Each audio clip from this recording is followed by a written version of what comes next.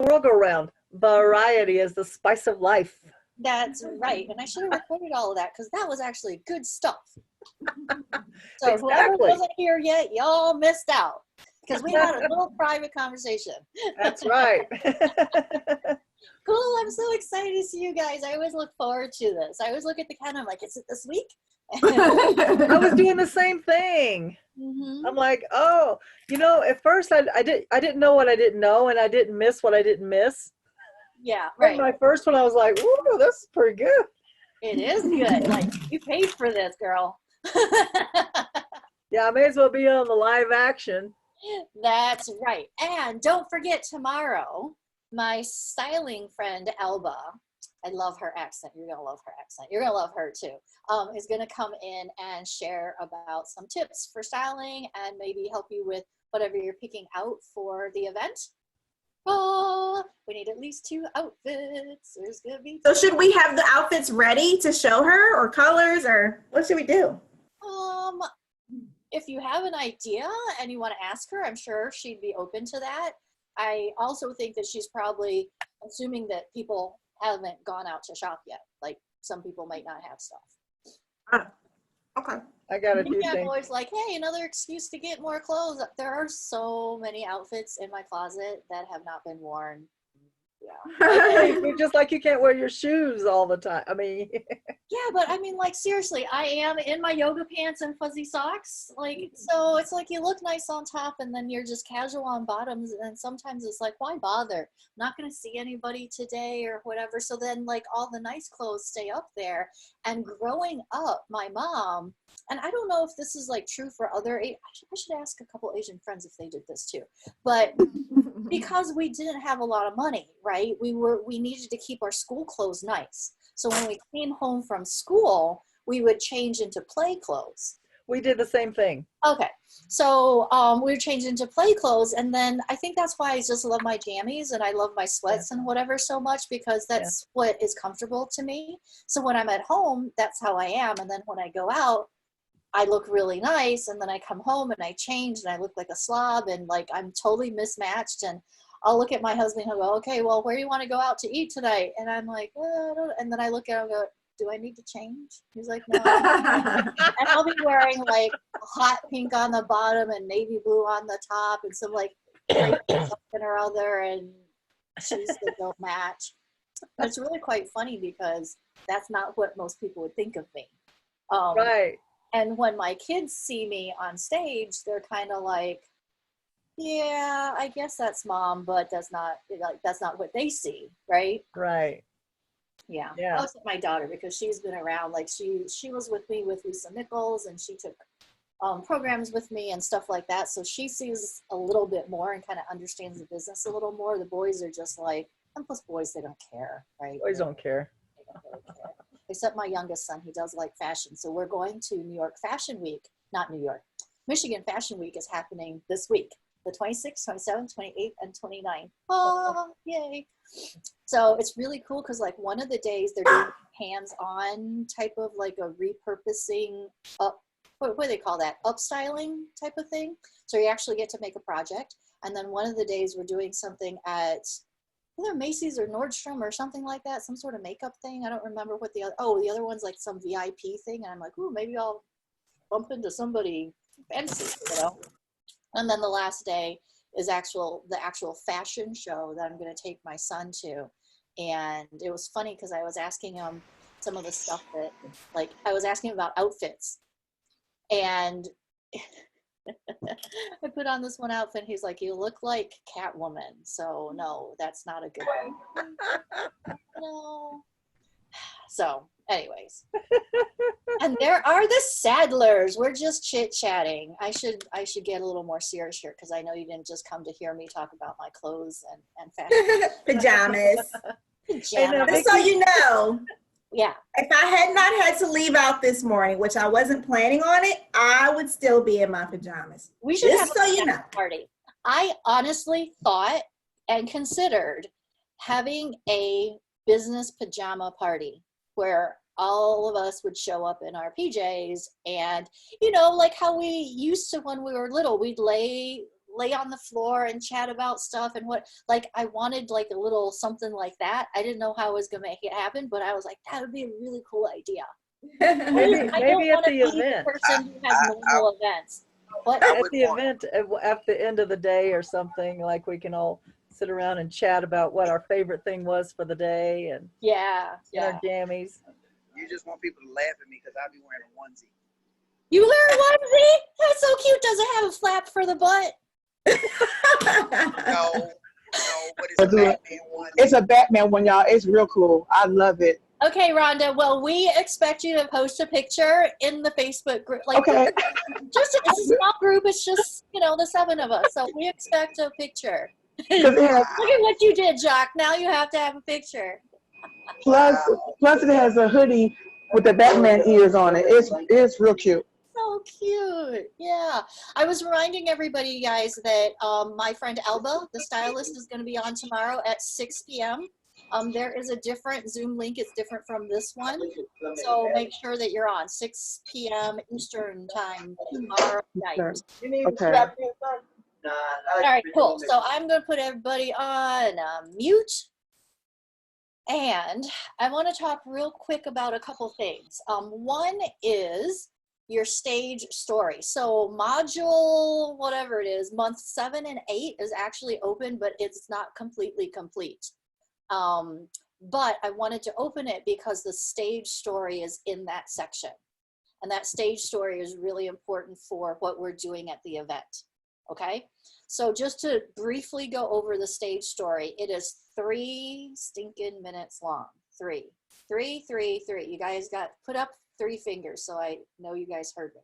3 minutes. That's all you're allowed. That is all you're allowed. 3 minutes. The reason why is because you can always expand on something, but it's harder to put everything that you need to have into 3 minutes. Then you know that only the most important things are in it, okay?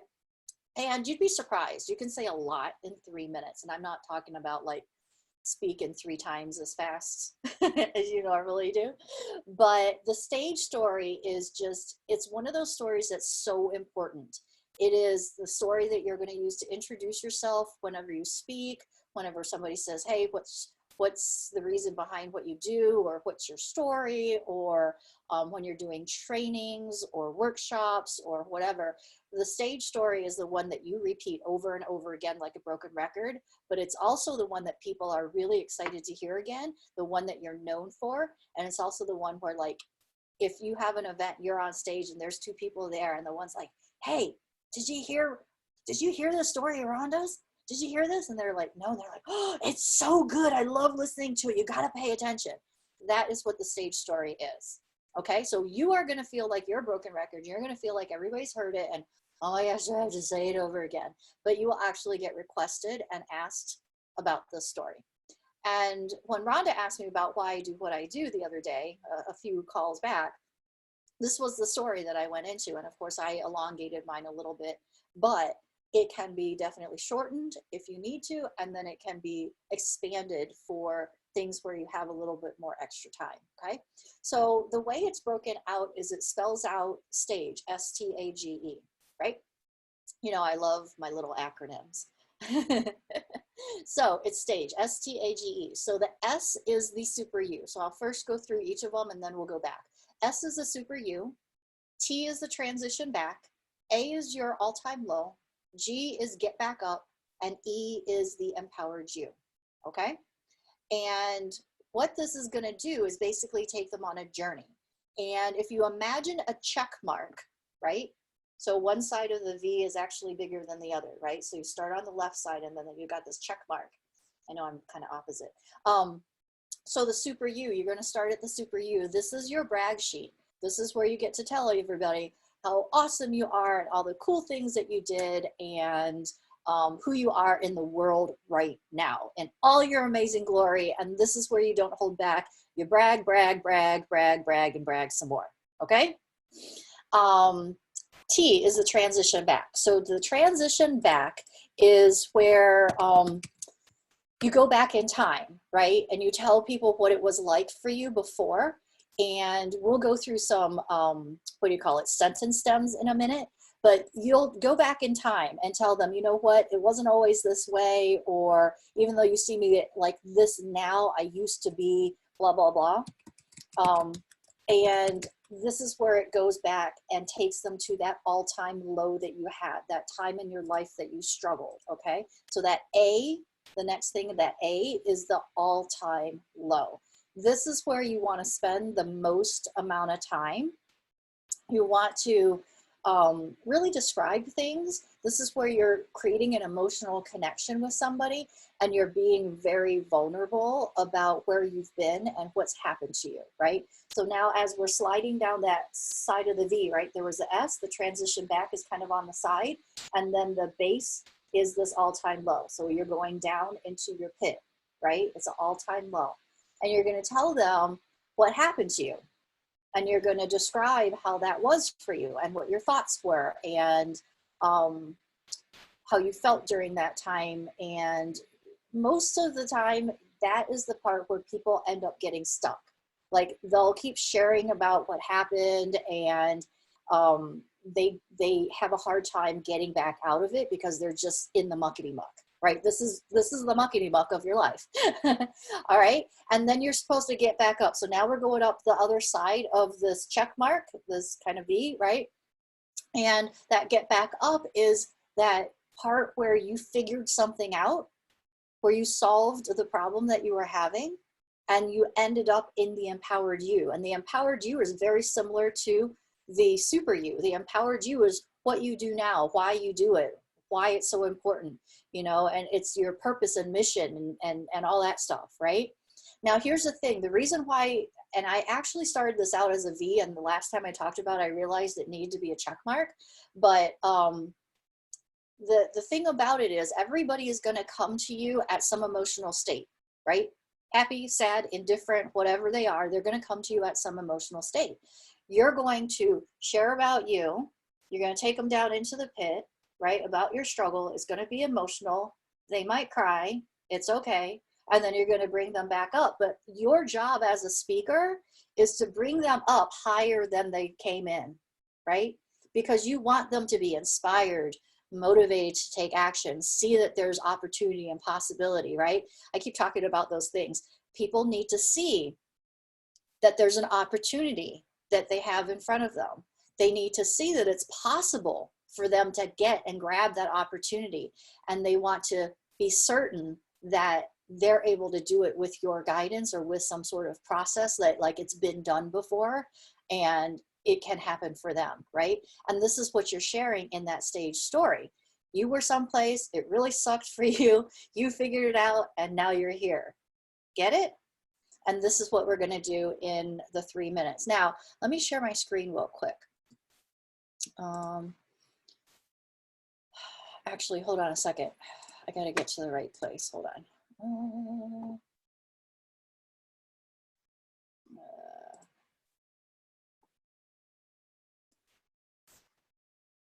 All right, what the heck? Here we go. Give me 2 seconds here. I got to get.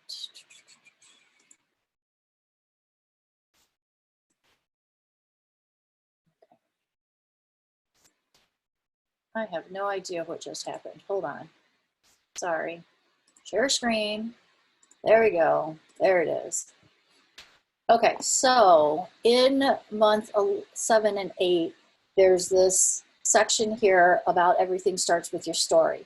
And just as a overview on month 7 and 8, which I know you guys aren't there yet, basically all of the things that are in month 7 and 8, whether you're doing challenges, telesummits, pitching yourself, like this stage story is involved in everything in here. So that's why it's so important, okay? And then this right here is the same module from Storytelling for Stages and Pages, okay? And basically in here, you'll see the stage formula like I just shared, but here's what I want you to look at. Here are some prompts for how to do this, right? So you don't just go in and be like, hey, look at how cool I am. I did all this stuff, because it's gonna sound really braggadocious, right? What you want to do is talk about it almost like a third person in a way.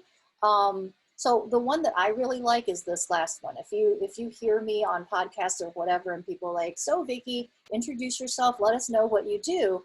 I start with, if I were to be interviewed, and sometimes, here's the thing, sometimes people will share a little bio of you and mention some of the things. I don't repeat them over again.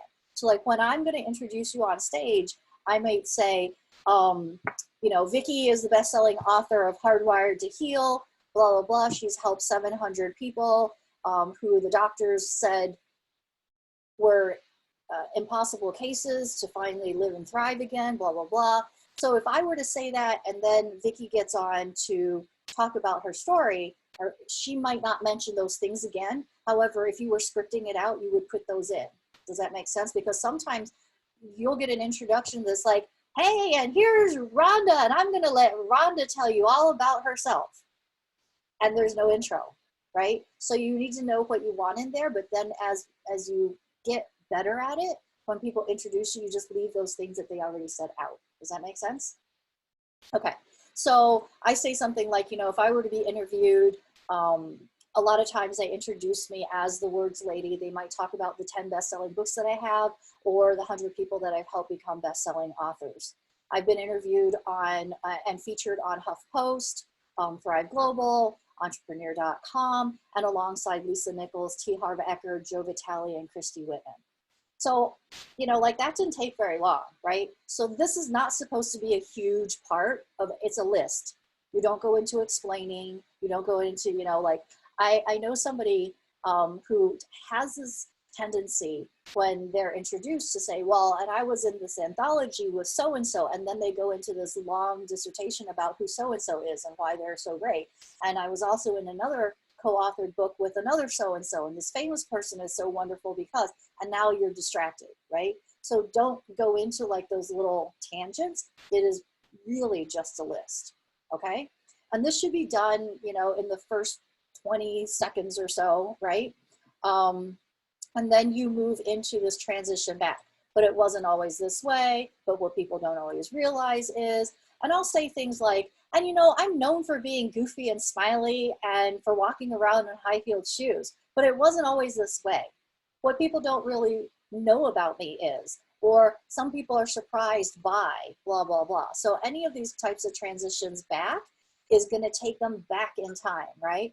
But there was a time when, but what isn't as well known is, but the part that I don't share as much, and the thing is, I can't even say that anymore because I've shared my stage story so much, I can't say that anymore because a lot of people who are in my audience have heard me share my Lyme story lots of times. So in the beginning, that can probably work for you, but after a while, it may not be applicable. You get what I'm saying? Okay. So that transition back, you just pick one of those and then you go into this all-time low. You share this moment, not a timeline, right? The biggest mistake people have is they try to share multiple stories in one thing. So make sure you are talking about one moment in time, okay? Something that happened to you that illustrates the struggle that you had. You want to talk about all of the senses, how you feel, what you said to yourself, what did others say to you, those types of things, right?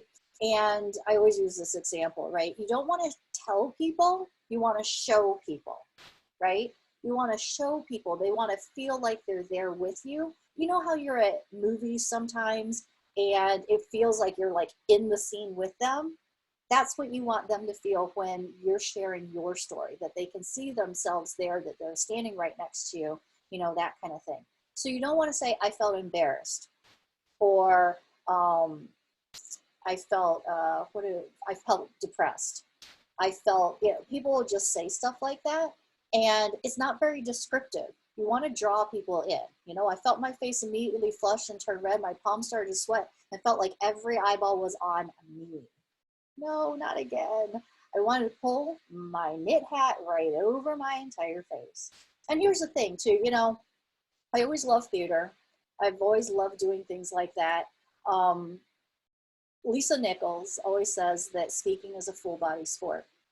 And I love how she says that because you want to use your whole stage. You want to use everything around you. You know, you want to have those motions. So if you're somebody who automatically already just is expressive and talks with your hands, you have one up on some of us. I actually am one of those people who does that. But I have one of the stories that I have is about how I jumped out the second story of my window and left the house, right? And so actually when I talk about that, I do this thing where I'm like, okay, and I took my bungee cord and I wrapped it around the base of my bed and I strung it out and I threw it out the window. Like, you know, the bed is over here and the window is over here. And then I went and I jumped out the window. Like, so don't be afraid to do stuff like that. Obviously, if you're at a podcast, you can't really do that. Although a lot of times they're doing YouTube now. So you can do some of those motions. But you want to make sure you're being expressive, sharing things visually for people, and allowing them into that scene. That's the most important part, is allowing them into the scene, right? So don't tell them, show them, right? Then G, the get back up. So now you have shown them where you've been struggling and doing, you know, stuff like that. And this was where, like, I had one of my mistakes a long time ago was, you know, I talk about how sick I was, and then I kind of be like, yeah, so I did some herbs and I did this, and I didn't really go into it very much. And I realized what was happening was, if you don't answer the questions that are going on in their heads, they're distracted, right? So at this get back up part, it's really important to fill in the blanks for them. So I used herbs and alternative modalities. I became a master herbalist. I tried stuff I didn't tell my doctor that I tried, and lo and behold, the good days started to outnumber the bad. And it was so interesting where just adding that one thing relieved people in a sense, right? They were like, oh, I get it. Where it used to be, I would tell the story and people would come up to me after, well, what happened? And what did you do? And and I'm like, what do you mean? Like, that's not, why are you, like, I would sit there and go, why are you being obsessed with that? And it was because I didn't answer the questions in their head, right? And it's too often where people go, I was here, bam, now I'm here. And it's like, wait, what just happened? You got to fill in the blanks for them, or else they're going to be distracted. And then you're going to get people, you know, coming up to you asking all that kind of stuff. So then the G, get back up. This is where you tell them, you know, this is why it's so important now. And this is why it's my mission. Or as I did that, I realized, and the reason I'm so passionate, right? So now I say, you know, and that's the reason why now stories are so important to me, especially stories and books, because if I had not read those stories about other people overcoming incurable illnesses, of people whose doctors had told them that there was no hope, I would still be where I was. And that's why I'm passionate about having other people's voices heard in stories, because your voice helps people, it inspires them, it gives them hope, it motivates them to do something about their lives and take control of their situation, blah, blah, blah, whatever. And this transition here, depending on whatever talk you have, you can transition it however you want. I can transition it using story. I can transition it to writing books. I can transition it to empowering people to speak their mind. I can, you know, just all of those things. I can transition the same story into something else. You see what I'm saying? Like, you can use the same story for different talks based on how you transition out and how that flows into the next thing that you're going to talk about, right?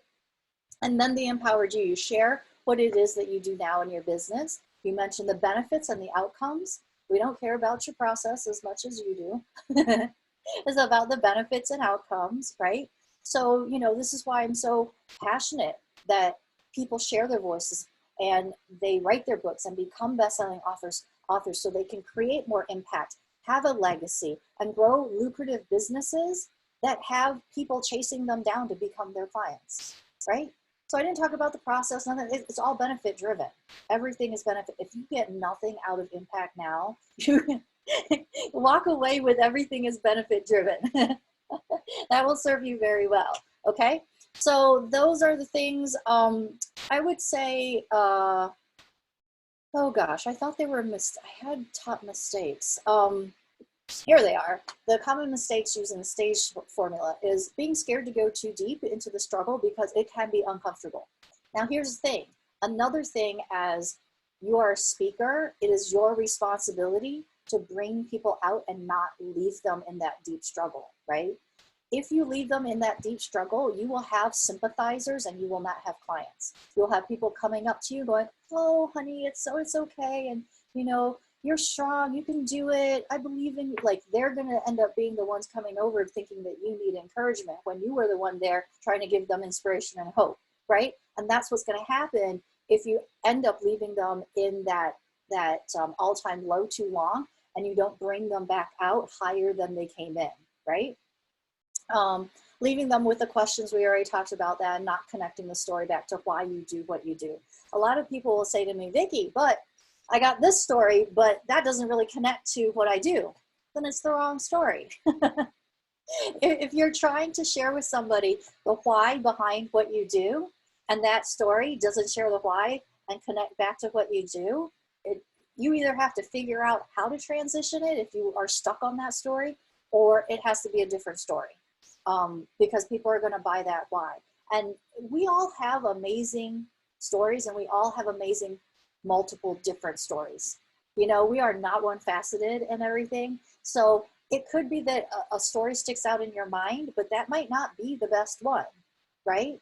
I initially was using the Lyme story, and I kept saying to myself, I don't want to tell a story anymore, and I don't want to attract chronic illness people, and I don't want to blah, blah, blah, and on and on and on and on. So I started telling the jump out the window story. And the jump out the window story was about, you know, abusive situations. So then I had people, I'm like, I don't know which one.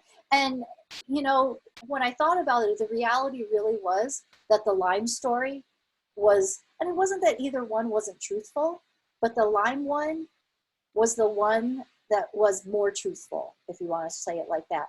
The one about jumping out the window was more about me taking control of my life and saying no and setting boundaries and learning how to be self-sufficient, which kind of connected, but like I tried to say that, you know, I tried to outrun the story, which was true. I was trying to outrun the story, but it didn't, for me, connect as much, but sometimes I use it. If I have an audience where I've told the Lyme one and I'm doing another one, I might tell that one. But you're going to find multiple stories within your life. And it's good to have these kind of in your back pocket. So you have your why story. You might have a story about persistence or resilience. You might have a story about overcoming the odds. You might have a story about being an underdog. You know, a lot of these things are very universal things that people go through in life, right? Being a misfit, feeling out of place, being a people pleaser. A lot of those things are things that people really can relate to. And these are the perfect types of stories for this stage formula, and then connecting it to whatever it is that you do, right? Okay, oh yeah, ooh, this is a good one. Do not use your stage as your therapy. If you're not out the other side of your story, pick a different story, right? Like I said, we have all sorts of stories, and there might be a story that you are in the midst or maybe coming out of, and you're like, this is going to be such a great, juicy story. But you need to really be real with yourself and honest with yourself about if this is the right time, or if you need to wait until you're a little further and you can speak the story and share the story without being too emotional. Now, it's okay if you get teary-eyed or stuff like that. I mean, that happens sometimes, but you don't want to be bawling on stage, right? So this is the intro that you guys are going to have when you are on stage at the event. Everybody is going to have this formula and this thing. So what I would encourage everybody to do is script out this stage story and do videos into the group, 3 minutes long, right? If you need to script it first and type it out first, that's fine. And then do the video, or whichever way you want to do it. It doesn't matter to me, but practice, practice, practice, practice, because we are going to practice even more on the 23rd and 24th. Like, our focus on the 23rd and 24th when you guys come is mastering the stage story, attaching it to what you're teaching, and basically just nailing your speech. We got 2 days to practice. And this is something that, like, I think I told you guys before, A lot of times when I go to my speaking stuff or when I do workshops and classes, only because I've done so many, don't do this like right off the bat, but I kind of make it up as I'm driving there sometimes, unless I have to have a handout, then, you know, like I probably pre-planned some stuff. But when I am on stage and it's like a 5-minute, 10-minute, 20-minute type of thing, I'm not doing like this. I don't have this huge to do. I don't know if that's a bad thing or what, but I used to actually record. I would record. You like my big phone? I used to record on here on The Voice. I would record my stage story because every time I told it, I would miss parts. But the cool thing, like, here's the thing. Okay, do not beat yourself up about the parts that you don't put in there and the parts that you do, because your brain kind of is telling you which things are important as well.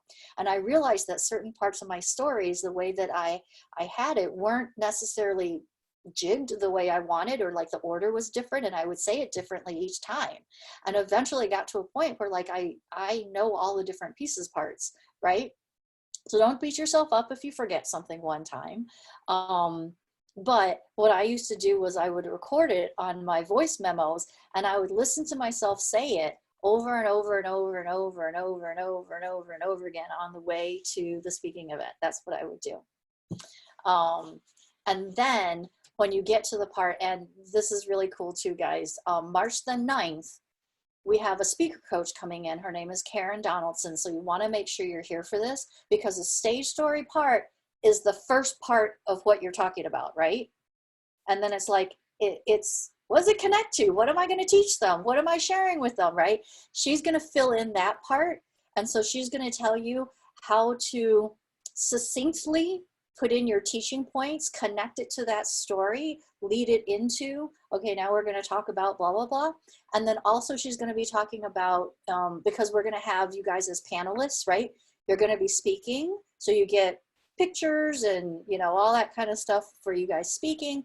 And then you're going to have an opportunity to be panelists where you're asked questions. And no, I'm not going to tell you what all the questions are. But she's going to share with you how you respond in sound bites, right? I'm sure you've probably been to an event before where there's been a panelist and you can distinctly tell who's dominating, who's talking all the time, right? You don't want to be that person. On the one hand, like, they got a lot of speak time, but they are not necessarily the best speaker or the most informative or the most interesting. They're just talking a long time, and sometimes it's like, oh my gosh, can they not shut up, right? And that's because nobody shared with them how to speak in sound bites. If somebody asks you a question, you need to be able to wrap it with a story and give the answer, right? So that they can move on to the next thing. So this is really, really great for not just being a panelist, but being interviewed, doing telesummits, any type of thing like that, where you don't have a ton of time, but it's some sort of give and take conversation, right? So anyways, Karen's gonna come in on the 9th and share about that for you guys.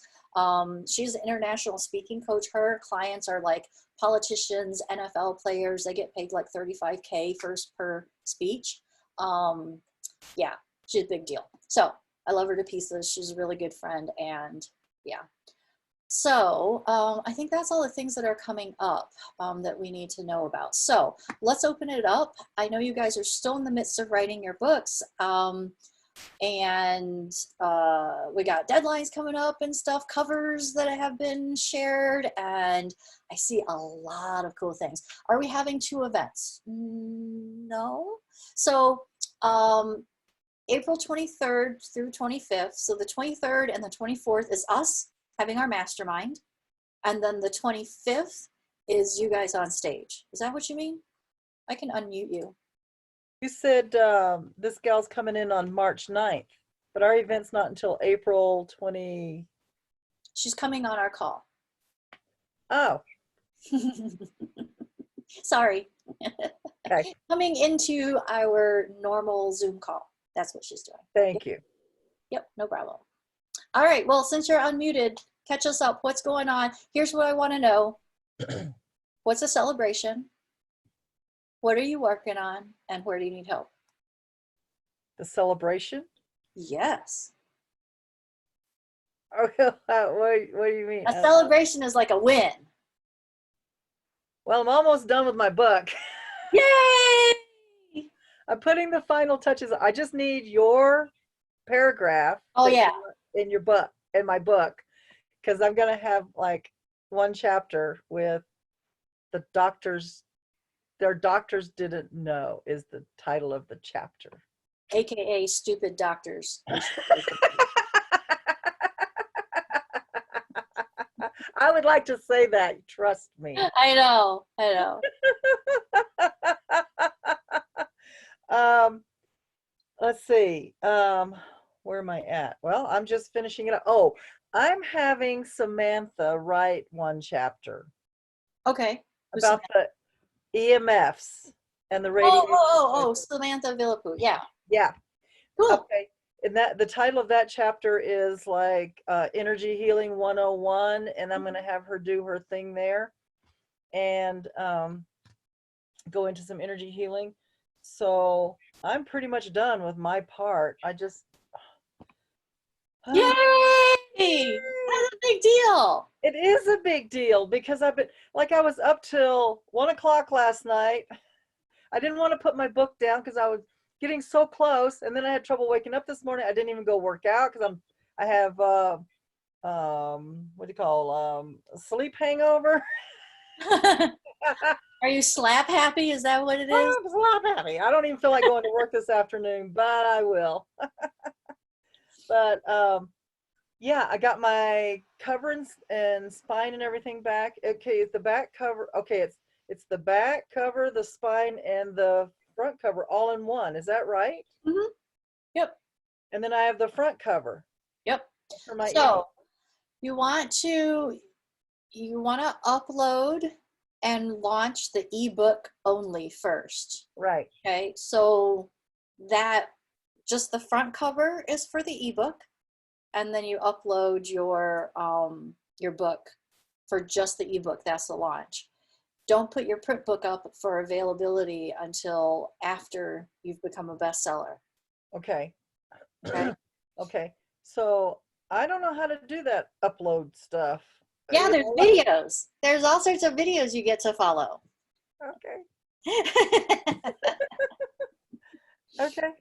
Yeah, just make sure that you do it about 3 days prior to your launch.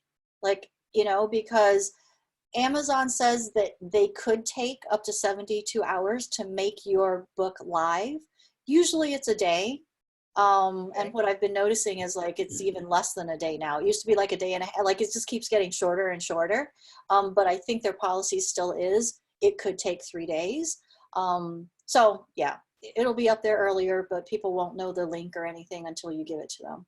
Okay, so I upload the book, it's there, it's ready to go. And then I take 3 days to advertise it. Hey, my book is.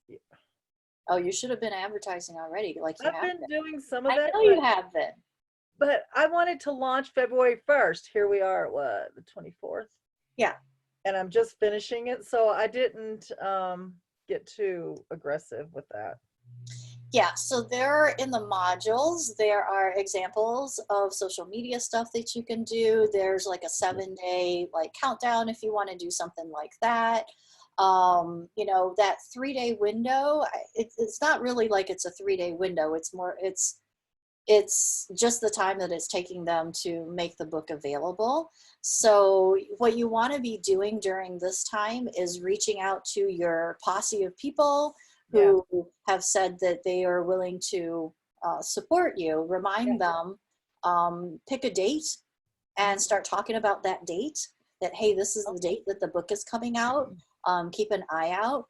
And it's just a matter of talking it up, being excited, reminding them, over and over and over and over and over and over again. Okay, I like the 7-day countdown. I'm going to do that. Yeah, that's what I've noticed. It just makes things easier because we're like, we don't want to feel like we're spamming people. But if you do the 7-day countdown, it kind of doesn't feel so spammy. 7, 6, 5, 4, 3, 2, 1, boom. And you know what's going to happen is the day after your book launches, you're going to have your friend go, oh, you had a book launch yesterday? What happened? That's what's going to, because that always happens. There's always somebody who is like not paying attention.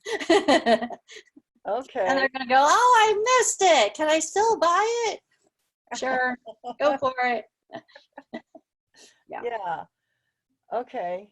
I don't know. I'm a little bit rum-dum, but I don't know. What else did you want me to say? I don't know. Where you needed help.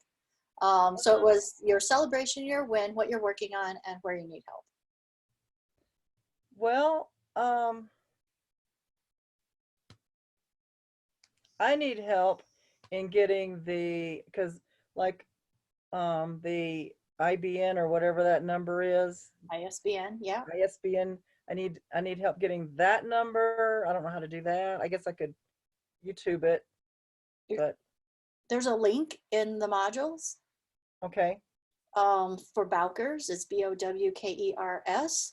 Don't buy it from anywhere else because there'll be third-party resellers, and you can only be listed as the publisher if you directly buy it from Bowkers. If you buy it from a third party, they end up being listed because they kind of own the ISBN that they then resold to you. Okay, so I go to which one of your modules? I don't have time to go through all of them and get all this done and work and oh my God. Yes, you do. You do have time to find it because it's important. So it's a link to that. It is in module, let's see, authoring month 2 through 4. Let's see, overview templates, writing prep, schedule and write, launch to bestseller. That's where it's going to be. So right there under launch here, I'll show you. I can tell you haven't been in here at all, Vicki. No, my book is just really taking a lot of time. Because right here is where the ISBN stuff is, right here. You don't even have to go anywhere, it's right here. Oh, and you just went to that, was it inside the module? Yeah, so here's, okay, let me back up. Okay. So when you get into Impact Now, Okay. we go into month 2 through 4. Okay. This is the authoring one. So there's the overview and templates, the book writing prep, the schedule and write, and then under that is the launch to bestseller, and it's right there. Oh. Okay. So there's also under here, this is the video on how to upload your book to KDP. Okay. Right? This is all the stuff that you need to, like, what some of my clients do is they will play this side by side with their open KDP, and they'll just play it, pause, do the thing, play it, pause, do the thing, play it, pause, do the thing, and that's how they upload and get all the stuff. Okay. Okay. And then once your book is live, you want to create this Author Central page. Don't forget to do this, guys. Like, even some of my clients from Easy Writer end up not doing this, and I don't know why, but I'm not going to be on anybody's case. I'm just going to tell you, you're missing out if you do not do your Author Central page. You can only do your Author Central page after your book is live, because when you create this Author Central page, it wants you to go claim your book. So when you get in there, it'll say, what book is yours? And Vicki will write, Hardwired to Heal, blah, blah, blah. And it'll show a list, and it'll say, this one, and you click on it, and that's the one you claim.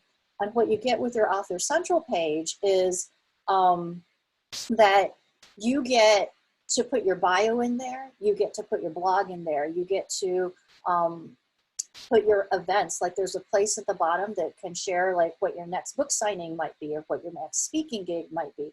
I don't use it as much as I should, but it's all there. You can upload a video, you can have a trailer for your video, for your book if you wanted to. You can have a promo video about the stuff that you do. Like the Author Central page is like it's a centralized location where all of your stuff is, that people can learn more about you. And you can actually send them to your website, send them to your podcast if you have one. And then if you have multiple books that come out, when they go to your Author Central page, they'll see all of your books together. That makes sense? Mm-hmm. So don't miss out on that. It is an important thing to have. All right? Okay. Thank you. Okay. Yeah, And I just got my nose in this book trying to finish it because I have to scroll down, okay, and I'm like, oh, what to put there, and I'm just like, because then I make changes and Yeah, I get that writing in the book is really important, but going through the modules is super important too. You will Right. stuff and like, I don't like call anybody out on it, but when you guys ask me questions, I know if you've been in the modules or not because it's in the modules. yeah, no, I'll admit I haven't been in the modules. Get in the modules, girl. Okay, then over here, you will be able to see how to check your rankings on launch day. This is always one of those questions people ask me. It is set up a little bit differently, but sort of the same. Like it's changed since this video came out. But basically, you will go to the bottom of your page, click on that. You can get to hot new releases, and this here will show you how to do that. Okay. Okay. And then this here tells you a little bit more about the print book, but make sure that you are not doing your print book until after your ebook, after you've already become a bestseller, because your two ISBNs, because they're different, are going to compete with each other. And if you have an ebook and a print book out at the same day, you're going to end up splitting your sales, and that's going to jeopardize your bestseller status. Okay? Some of your people will be like, hey, you know what? I really prefer the print book, to which you say, I get it. I understand. We're doing the ebook first. I love your support still.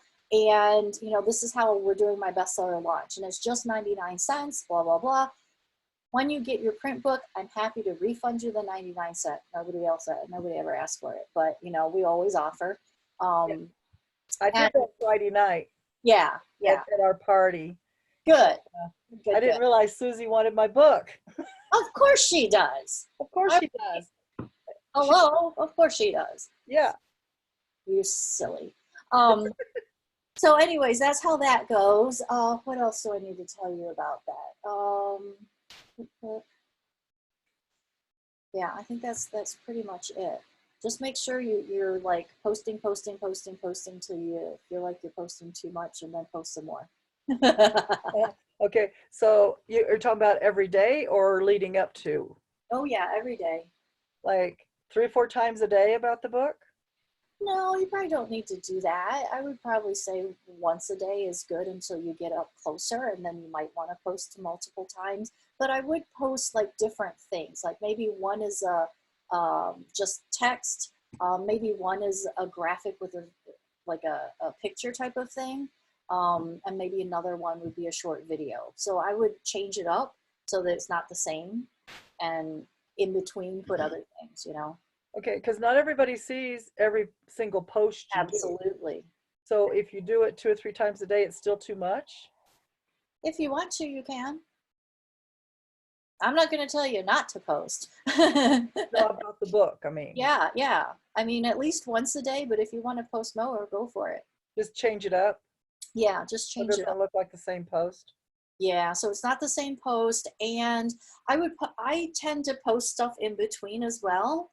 So if I'm gonna post a promo, I might post what I ate, and then I might post, you know what I'm saying, so that it's not promo, because really the rule, I'm going to say in air quotes, there are no rules in marketing, but they say like 1 promo post per 3 or 4 other posts, right? So you want to make sure you're interspersing them so that people who are following you really, really closely, because there are some people, I don't know, they must have me set to see first because I always comment on my stuff. And so that for those people, it's going to be varied for them. Okay. Make sense? Yeah. All right. Okay. Cool. All right. Thank you. You're welcome.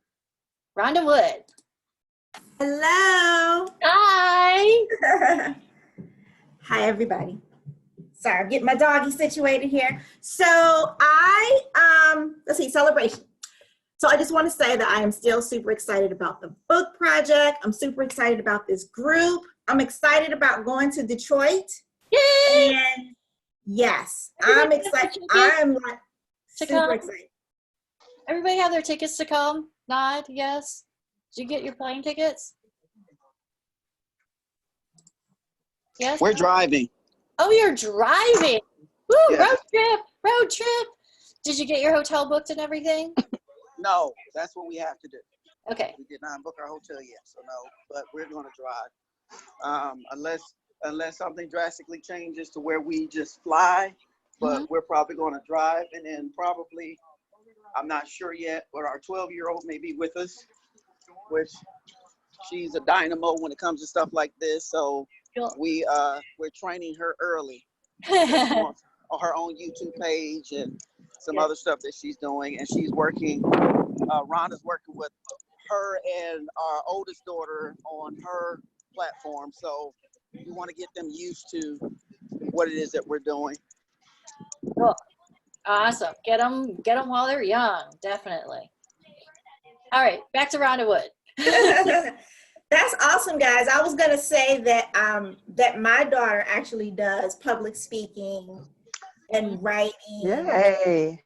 And mental health advocacy. And it was from just watching me give a talk about what my experiences were like supporting someone with mental health. So she was like, Mom, I'm so proud of you. And then she wanted to start doing it. So she actually has a website with her social media platforms and stuff. I'd be happy to share that with you if you want.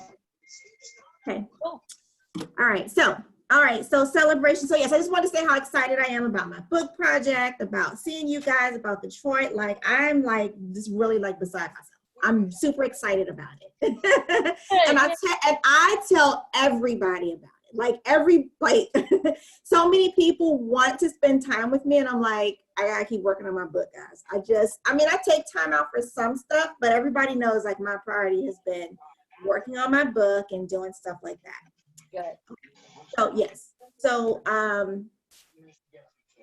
celebrations. What have I been working on? So obviously I've been working on writing. I have moments of I don't even know what you call it. Moments where I'm like, I don't know about this. So here's the thing. I actually had some, and Vickie knows a deeper level of this story. So I had a health issue.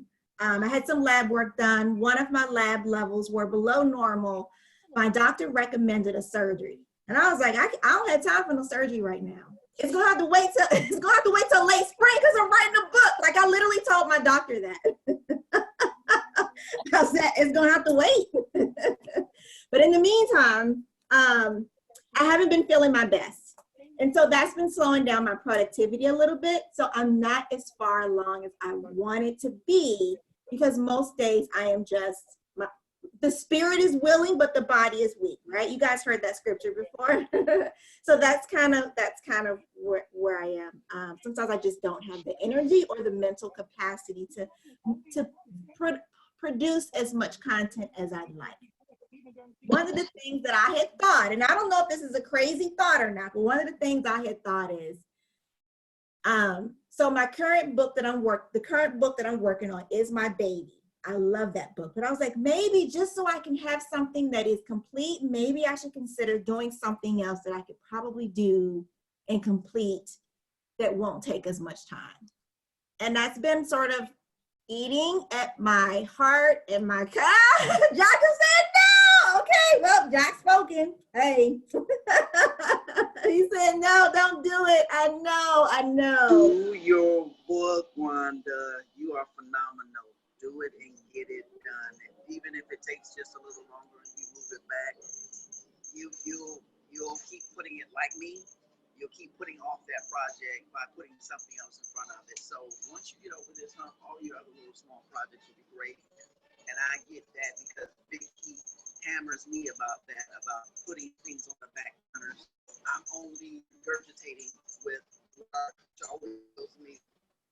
If you won't be happy with that if you just do something that is not really what your heart is after. So I think you ought to move forward. I think you ought to go forward. I know you can get it done, and we're here with you to make sure that you do. Jack has spoken. I know, hey. Hey, like, he hardly says anything most of the time, and then it's like, whooshoo, there you go. We're all done. Wrap it up. Wow. Okay. Well, moving right along. Hey, Rhonda, I have a question for you. Is it something that maybe possibly you could avoid surgery if there's something that maybe I could do to help you with that? I'm actually wanting to avoid surgery. Sometimes I feel like, and you probably know this, I feel like that sometimes doctors' solutions to most issues is to, want to do surgery. I really don't want Especially surgery. if it's a surgeon. Like his job is to recommend surgery, right? Yes, yes.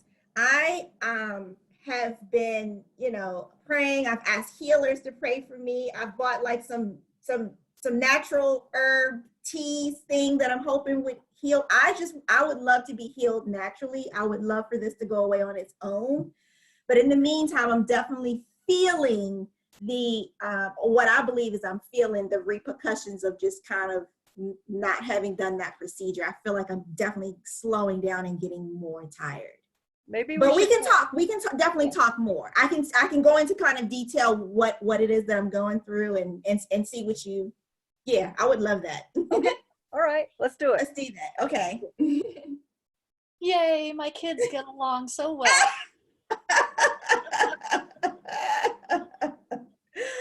We love each other. I love how you guys rally around each other as well and lift each other up. And I know that all of you are probably most of you are praying people, and I know that you're praying for all of each other and what's going on, even though we have a lot of unspokens, out there that we don't always know what's going on behind the scenes. It's like I said, that one call, I know that something has come up for every single person in this group. I mean, it's a long journey, right? We're going to be together until July. There's definitely going to be stuff that comes up along the way. It's life. So anyways, did you get your answer? How do you feel about what Jacques said? I feel good about it. I feel good about it. I'm gonna keep pressing through. Yeah. I'm gonna keep pressing through for sure. So how much of it do you have left, and are there ways that you can think that could shortcut and help you finish that faster? Yeah, so that's probably what I need to consider. Is maybe making it not so long so I don't have so much to do. Part of what I'm feeling is anxiety because I know that I'm on a timeline and I'm like, I gotta get this done. I gotta get this done. And I don't want the anxiety to turn to overwhelm or to turn to despair. Like I just really want to keep pressing forward because that'll help me to make progress. So yeah, maybe I'm thinking maybe I should consider just maybe making it a little bit shorter. Okay. Yeah, so that I don't have so much to do. Will it still achieve what you want it to achieve? Or is the reader going to get the transformation?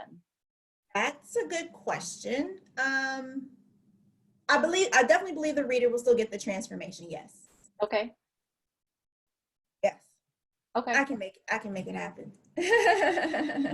We know you can make it happen. All right, cool. So where else do you need help with? I mean, that was the main thing. That was my main issue was just trying to figure out what to do there. Like I said, I'm still super excited. Like I'm not like kicking rocks down the street and kicking cans and or anything like that. I'm just kind of like, oh, what do I do? I'm like, anybody else have this issue? Anybody else struggling with this? I did. Did you? Yeah, I did.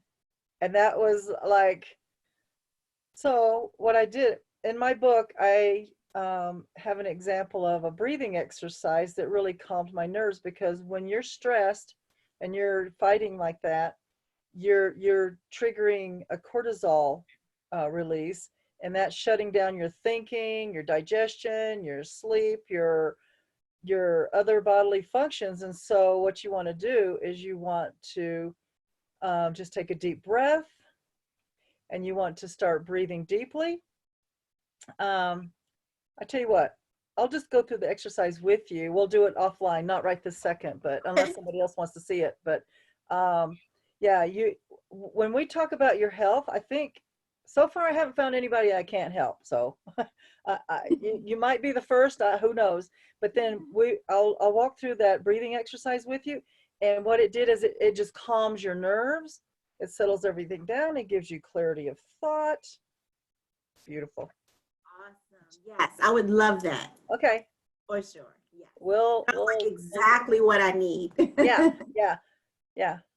Great. And you'll see it, and then you start flowing from your heart, and you just heart dump onto your paper. It's like, whoo. Yes, that's what I need. That's what I'm doing. That's why I'm almost done. I was having that panic attack at the beginning of February because I'm like, I don't know, didn't meet my deadline. Then Vickie's holding me to another deadline. I'm like, I'm going to practice what I preach. I'm going to use my own therapy, and I'm going to get this done, and I'm almost done. Awesome. I am so close. Yay. If you want to share that into the group or whatever, you can do that too. I think other people might like it Okay. as well. Okay. Okay, Rhonda. Okay, close your eyes. Okay. Oh, are we gonna do? Everybody want to do this now? It looks like it. Yes. All right, we're doing it now. Okay, we're doing it now. Okay, sit up straight with your spine straight, not laying against anything. So you have space in your back. Okay, close your eyes. And you want to take a really deep breath into your diaphragm. You want to feel it deep into your stomach. Okay, deep breath. And then blow it out. Okay, now take another deep breath. Hold it to the count of 4. Exhale to the count of 4. Pause. Take another deep breath. Hold it to the count of 4. And you just keep repeating that. So exhale to the count of 4. And as you're doing this, get that on automatic. And then you just watch in your mind's eye your book heart dumping onto the page. You want to do this probably for, there's 2 exercises in there. One is you hold your breath for like seven counts, but that's a little bit if you're not used to breathing deep like that. So then you want to do this for like 10 minutes. You calm your whole nervous system down as you're visualizing your book being completed.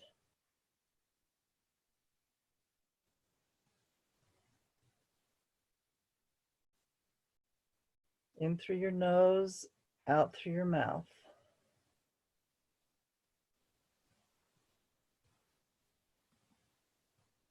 Deep into your diaphragm. Out through your diaphragm.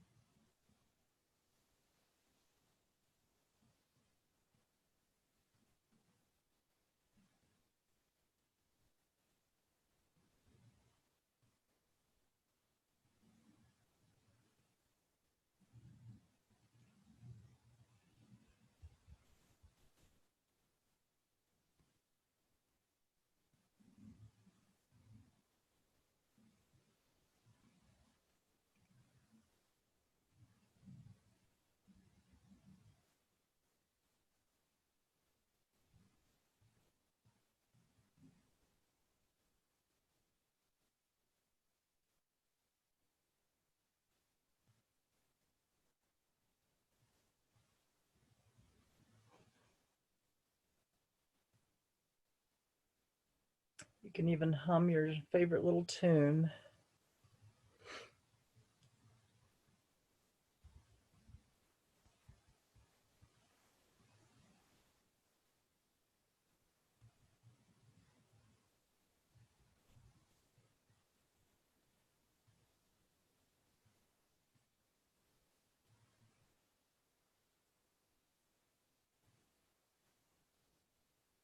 You want to completely empty your diaphragm. And then you want to completely fill your diaphragm.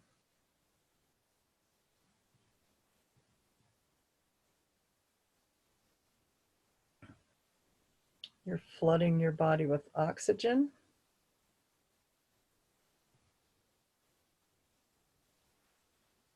Calming your nervous system.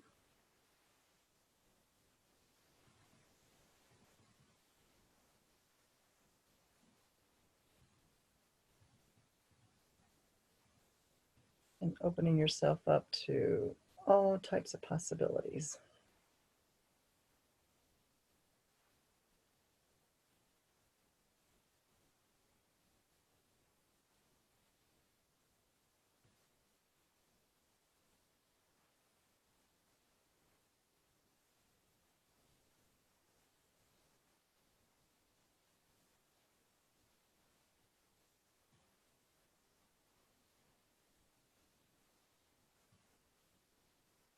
Just feel your body relax.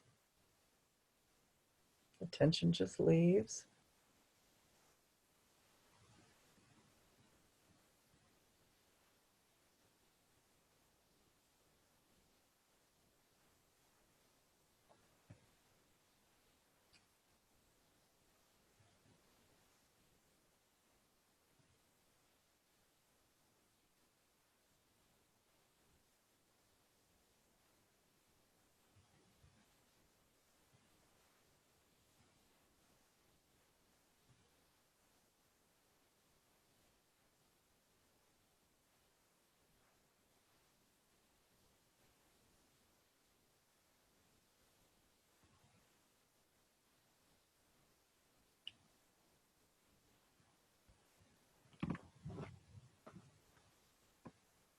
Make sure your feet are not crossed.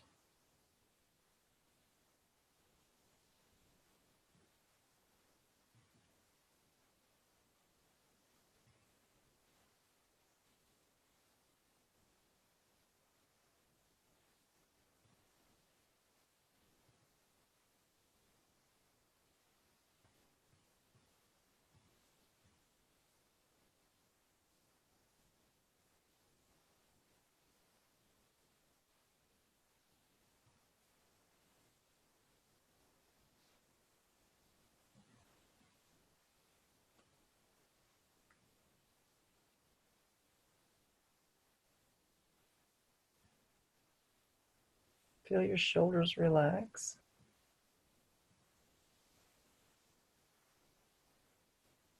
Feel yourself sink down into your seat.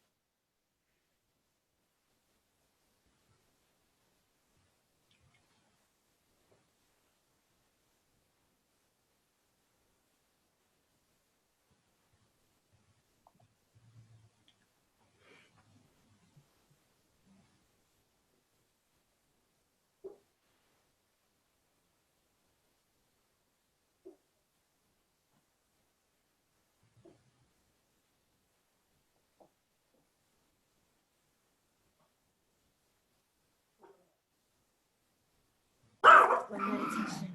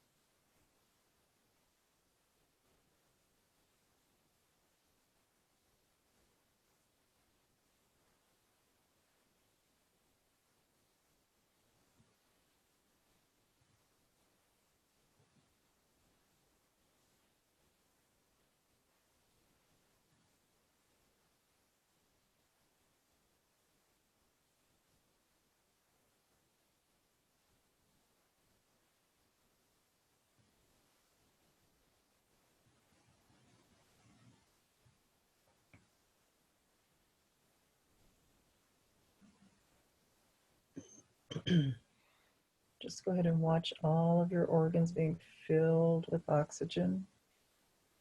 All the spaces between your organs, up your back, up your front.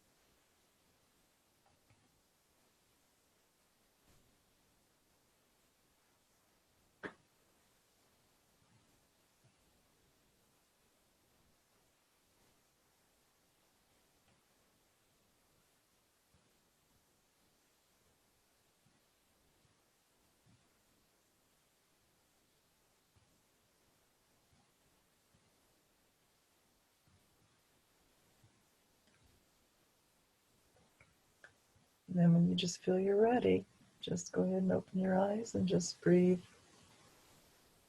normally but deep.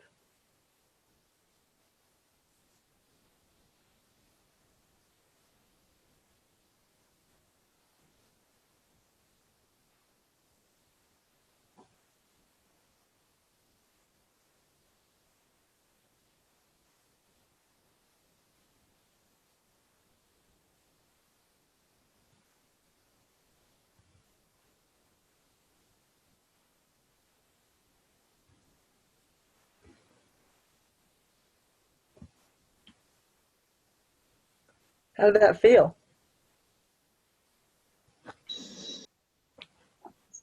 Oh my Lord. I was actually on my bus and I actually got so relaxed that the bus was sitting there and I didn't realize I was still sitting there while everybody, the new passengers were getting on. I should have been getting on. Did you miss your stop? Almost. The bus was getting ready to pull off. Here on. Oh, that was wonderful. Oh my goodness. Funny. Wow. Awesome. Now we are very grounded. Thank you. You're welcome. Awesome. So when you start to feel like, oh, I gotta get this done, I'm stressing, don't do that, because then you reverse what you just did. So you just take a deep breath. I've got this. And you just let it flow. Just heart dump. Yep. One of the questions I think I mentioned last time was I asked myself, what do my people need to hear from me? Like, what is it that is going to feed them the most and that I can share with them? What is that thing? And then I will share that thing, write that thing, whatever it is. I think this is a good example of sometimes in the craziness of everything, the solution and answer is in the quiet. And when we're quiet long enough, it just comes to us. Yeah. That's kind of like when I was talking about like the word constipation that we have sometimes. It's like we're trying to force it out so much that like it's just stuck. We know it's in there, but it's not coming out. And then when you just relax, then the words start flowing because your mind is more clear. And this is exactly what that totally helps with, is clearing your mind, letting go of the distractions, letting go of that crazy anxiety, stressed out energy that you're holding inside your, like in the tension and in your body and all of that stuff. So that's great. Thank you. You're welcome. All right, Rhonda Sadler. Hey, before you go, is everybody up for doing the dance part that we're doing? Are you participating? Oh yeah, absolutely. Let's party. I'm not belly dancing, but I got everything else. Did you see my belly dancing today that I posted? Yes. Rhonda, I even tagged you. Okay. I didn't see it. Okay, can we take just 2 seconds here? Please, I want to see it. Yes. Okay, hold on a second. I didn't see the tag. I love it. It makes my day. Why do I keep missing them? I have never seen them. Become a thing because initially it was that I had the search for my abs was the thing that I was doing, and I'm like, I just want to have abs. I don't need like the muscular I just want to have slightly shadowed abs, like, you know, that's what I was going for. And it's just like, it's taking so dang long. I'm telling you what, it's been since December of 2018 that I made that declaration. And now it has turned into, like, I was doing the whole like weights and whatever, and now it's like the belly dancing thing. So anyways, let me see, where are we? Here we go. You see this, Rhonda? Woo! Yes. She has one of these kind of posts on my timeline. She posted it. Hey, Vickie. It was I don't ever see it. So I tagged funny. you on this one even. And I was telling Rhonda that I have a hard time doing the body roll. I don't roll this way. I can do it this way. Like That's that. your psoas muscle, I can do the Vickie. side thing, but I can't do the front to back thing. Vickie, that's your psoas muscle, the muscle we worked on. Oh, well, there you go. It needs a little more work. We'll do some more work. I have an excuse now. I don't have to do it. Oh, darn it. All right, so the other Rhonda, are you going to participate in the hip hop part? Yes. Okay. Oh, yes. Yeah. All right, awesome. Okay, Rhonda, sorry. Mm-mm. What Okay, you got going? What are you working on? Where you need help? And I know you're something too, right? First of all, thank you, Vickie, for what we just did, because I'm really having a hard day. I'm having spasms, like in my back, and my head is hurting, and I'm just like, and in my mind, I'm saying, here we go once again. I'm not feeling well, and I got the day off, and I need to be writing, because my husband just left to like do his journey on getting our daughter and taking her to class so that I can rest, because I have to work for the rest of the week, and I've been sick for 2 weeks. I've had this cough and upper respiratory, and then the weekend come, and Rhonda, I'm just like you. I'm like, there's so much stuff that I need to do, and it's right there. My book is finished. It's just all in notes. No. Let me say that there's a good and there's bad. Like, it's finished. It's in my notes, Okay. right? Like, You're but and then God gives me so much more stuff. Or someone can be on the bus and they'll do something like, oh, I got to write that too, or something will happen, and I'm at the point now of I've got to stop because Vickie, like I know that you want us to put everything in our book, but if I do that, I'm gonna have a dictionary encyclopedia. So I'm trying to, and then Rhonda, so I seen your post, but my phone, when I went to click on it, my phone is a Verizon phone, but now we have T-Mobile, but I can't do it. Like, I have to turn it off and turn it on, and I miss stuff. So I've never seen your belly dancing part. Then I seen your post. I was trying to click, I'm with you, sis, and I couldn't do it. So to answer questions, to be on task, my celebration is pretty much, it's just like Rhonda. I'm so I'm like so excited about coming together and us dancing, and this whole book thing is like giving me purpose for something else. Like I've always talked about about writing a book or just writing brochures for like young girls. Never did. I'm always working 2-3 jobs, family, blah blah blah. And now for someone like Vickie to say, no, you can do it, sit down and make time. I'm like, yeah, I can do it. And then I'm like,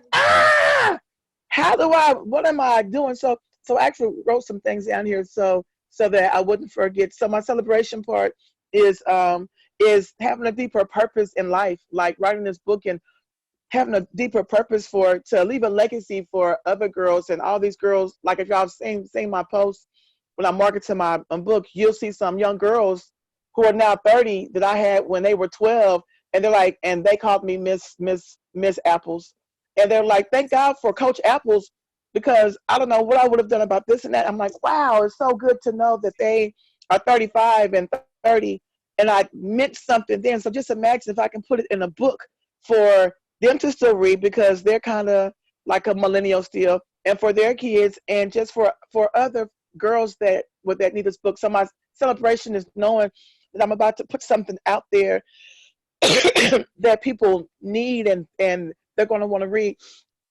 And then just a trip, coming to see y'all, because y'all are like my little Zoom family, right? My little Zoom fam, and we're all on the same trail. And then we got this awesome person, Vickie, helping us through. Even though my other Vickie, girl, I'm like you, these modules, I'm like, that's what I'm about to do right now, but before I try to do anything else, because I've got like 5 or 6 hours, I'm gonna get my laptop and try to figure out how to go to Facebook, because y'all can't hear it, so I hope I can figure it out, and look at these modules, because Vickie has given us the freaking blueprints on what to do, and I'm over here stressing when Vickie's like, y'all, I'm telling you exactly what to do. So okay, back in order. So celebration is the trip, is knowing that I'm about to write this phenomenal book, and having a deeper purpose.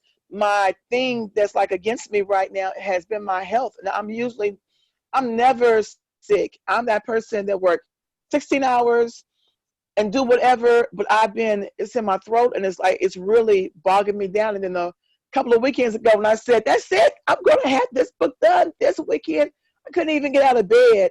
I couldn't even write. And then, Rhonda, I felt like my energy to even, for my brain to comprehend to the deeper side of it, of putting things in order and just write. I just dropped the mic. I just dropped my pen. I said the mic drop, and I was like, so my health and just the feeling of just incompletion of finishing this book, because I'm like, I wanted it out in February so bad, because February was a month of love. And how cool would that have been for mothers and daughters to share love? It doesn't mean that my conferences, like my major one, can't be like in February still, but I really wanted my book done. Like, I wanted to be complete with something. I wanted to finish something. I'm like, this is what I got to finish. and I just haven't done it. And then I wrote down, okay, so I told you that God, he's given me so much, and I just got to just write it down and just move on to what I need to do, and that's finishing this book. And it's like the modules, every time you mention it, I'm like, Rhonda, why don't you just go on there? When I'm at work, I can't because I'm driving a bus. When I get off work, Chelsea is home. I got to make sure that I'm spending that time with her. And then 9ish hits. And I'm like, okay, sit down. But by the time I shower, I kiss my husband and I eat, I'm like, okay, I'm going to bed. I'm going to wake up in the morning and I'm going to start fresh. And then I don't. And then I'm at work about to wreck on the bus because I'm like, trying to write stuff. And then the weekend come, which is my time, and my Monday come when I'm off because they haven't given any type of overtime. And then I waste a whole day. I'm like, what am I doing? Why is my day wasted? So I guess to sum it up, I know that when I finish this, that the other books are going to just come.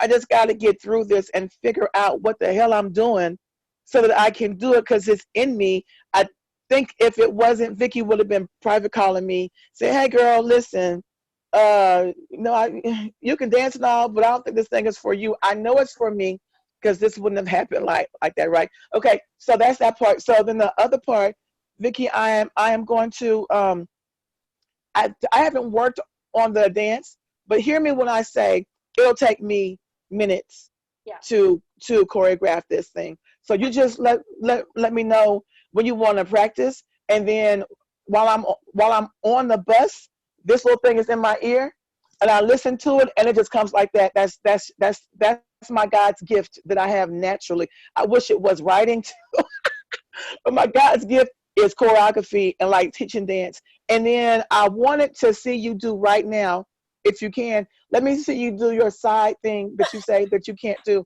because I want to show you, Jess, right quick, that you can. I've got muscle spasms, and I'm about to show you. Let me see you do it. On the spot, Vickie. Family watching, yeah. Oh my gosh. Let me see. You're gonna make me do this, aren't you? Yes, ma'am. Like, this is not about me, guys. This call is not about me. It's about It's you. about all of us. About being a can girl. Hey, oh my God, I love that so much. All right. Okay. So the whole That's what roll from here goes down like this. It doesn't work. I'm telling you. It's your psoas muscle. So what you don't know is that you just did it. What you want to do, you want to look like your teacher, and you may never look like her. So, like with me, look like her this way. Hey, Can't do it. okay. So now let me show you. Let me see if I can do this. Okay, hold on. Let me This is see. a group call like no other. Let me see if I can do it like this. Oh man, you can't see me. I can't. I need. Okay, wait, okay. Let me see if I can put this right. So, okay, now I need my glasses. So what you're trying to do is. I love you, Rhonda. Wait a minute. My parents are. So what you're trying to do is this, right? Yeah. Yeah. So what you just did, Yeah. you just did this. It's the same thing. So it's like all of us are writing a book right now. You are the master at like words, right? So your book, like if somebody said, right now, y'all write a book in 10 minutes, go. Vickie would probably win, and none of us would, right? But none of us would be mad because it's what you do. So what you just did, it is a role. It just doesn't look like her. But you got to have confidence in you still look good. So if you want to do something different, put your hands up. Or if you can see put a knee into it. Yeah, and you can put a little booty in it. Right? Just put a little, and like that. Yeah. Do a little turn like that and make it go all the way. But even if you did this, here, it's all the same thing. It's what you do. So you can always do this and then move your hand. And it's like, woo, he's jamming, right? So then even the side, if you want to go side, Yeah. if you start from here, Yeah. go and move your head, your shoulder, your hip, Yeah. knee. Yeah. That's it. Yeah. So you got it. I'm kind of thinking the part I'm doing is going side to side, not front to back, because, like, you know, it's not working so well. But who knows? You know what? I never say never. I have 2 months until then, and I may be the most limber, like, Yes, I may absolutely. be the closest Asian Black person there is. And don't hold your breath. Yeah, that is a Breathe. problem. That is a problem. And I Yes, constantly I know it. hard to, like, people are like, Vickie, why don't you smile in your video? Because I can't You're think holding of your breath. it. I can't Lots of think people of anything do. else. Yeah, it's hard. Jacques. You know We've what? all You kind of done look like it. Stevie Wonder, though. Why can't I see Jock on my screen with everybody? I You don't can't know? see you, babe. I can't see him Because on I'm here. probably Like, because I'm probably on the last page. I'm probably okay, on the last page. Oh, you okay. gotta swipe. You gotta swipe left. I don't know if that's Mhm. good or bad because I'm not single, so. All right, cool. Rhonda, let's go back to some of the stuff that you were talking about. What I'm hearing is a theme of anxiety and stress. Yes? Deadlines Possibly. and, you know, stuff like that. Here's the thing. I truly believe we get to create whatever experience we want in life, business, life, whatever, right? Right. I think you guys know I'm a law of attraction practitioner too. So, you know, I'm certified in that. And I No, really, that's awesome. yeah, Wow. through Joe Vitale. So I'm a lot, basic, advanced, and money, whatever. I should probably do Wow. that because it's actually really a lot of fun. But anyway, you know, we really get to decide how we move through life, whether it is in stress, anxiety, burnout. And you know what? I've been there too, right? Like I was telling you guys how December was not a very happy month for me, you know, and I was kind of burnt out having launched Impact Now twice in a row and not wanting anybody to be in it in January. Cause I'm like, I'm too tired. I can't do this. I can't keep this up, you know? And so as much as I was attracting, I was repelling because it wasn't what I wanted. Right. And so I think a lot of times when we're thinking about, oh, it's a rush. Oh, I don't have this time. What I love so much is, I get on these calls or I show up to my podcast interviews or whatever, literally like with 2 minutes to spare most of the time. I love soaking in the tub. I end up being there too long because I like it so much. And then I'm in a rush to dry my hair and do all this stuff. But here's the thing that always happens. I look at it, I look at the clock and I'm like, I have plenty of time. I'm always gonna. And it's so strange how I can dry my hair and only 60 seconds has gone by. It's really weird, you know, and sometimes it takes me 3 minutes. It's very strange the way that it works, but it's not strange. This is how we get to fold time. And this is how we get to create our own timelines and everything. And one of the things that I find is really helpful to me sometimes when I feel like I'm in a rush and I feel like, oh, I've only got 20 minutes or I only have 30 minutes, is to take it from the other angle and say, I have all the time that I need to complete exactly what I need to do in this amount of time because God's given me this time and God's given me the strength and God's given me the words and God's given, like, I am fully equipped. Each of you is fully equipped to, like, I hate to say that you don't need me, but you don't need me. Oh, yes, you do. You are all fully equipped to carry out and fulfill God's plan for you in life. Jock, I love having all of you. And I hope that I can, you know, pour into your lives and give you wise counsel and coach you and help, you know, help you make it the process easier. But really, you are all equipped to do whatever it is, then say whatever it is and fulfill your life's purpose with or without me. And any time of the day that you have time to do whatever, whether it's 10 minutes or whether it's 10 hours, that is enough time for whatever it is that you need to do. Does that make sense? And that time that passes is fully under your control. it can go by very fast because of anxiety or whatever, or it can go by slowly and peacefully and joyfully, and you get everything done in that time. Does that make sense to you guys? Mhm. So I want to encourage you guys to look at the journey that you're having with writing this book. See that end goal of it being finished in your hot little hands, that you know, visualize it and everything, whatever date that is that you've set out, and continually tell yourself, I have more than enough time to finish this before such and such a date. I have more than enough time. I have more than enough content. I have more than enough resources, whatever it is that you need to get this done by such and such a date. I truly also believe that sometimes when we get sick, that is a sign about something that is fears and limiting beliefs. And if you have a sore throat, are you not speaking your truth somewhere? Is there something that you need to say that you've not been saying? Is there something to somebody? Is there a relationship? Is there, you know, whatever it is outside of what you're doing? Or is it inside the book? Is there something that's been laying on your heart that you're kind of like, I don't know if I should go there. I really want to say this. Oh, but what are people going to think? Yeah. So is I there, haven't had those thoughts. yeah. So if every With a time book you like sit this. down and you have this time, like over the weekend, that's like, okay, now I have this time, but crap, I'm sick. Yeah. What is that telling you? And is there something there that you need to step up with and speak? Right? Mm-hmm. So Rhonda, I know that you are such an entertaining, energetic person, and you always seem to me like somebody that speaks her mind.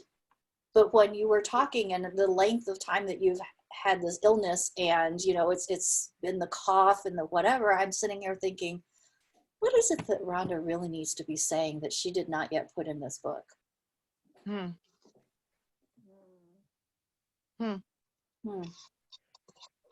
Yeah. So there could be something there that you want to investigate. You know, I'm Absolutely. not about just throwing and adding more. There is a time where we have to stop, because like realistically with our books, if we just waited until we had all the experiences in life that we wanted to put in the book, it would be dead, right? So there's a certain point that you have to be like, okay, that's good for this book, and the next book will get blah, blah, blah, right? And you complete whatever their transformation is inside this book. But the one thing that I just wonder is, you know, maybe there's something sassy in there that Rhonda needs to say. Well, what? And I'm sorry, I'm starving. I had to eat something. No, it's okay. So I'm in my cookie chapter. Excuse me, I'm sorry. And that's the sex chapter. And it took me. God took. He took me because that's what the STD. That's the something to do, right?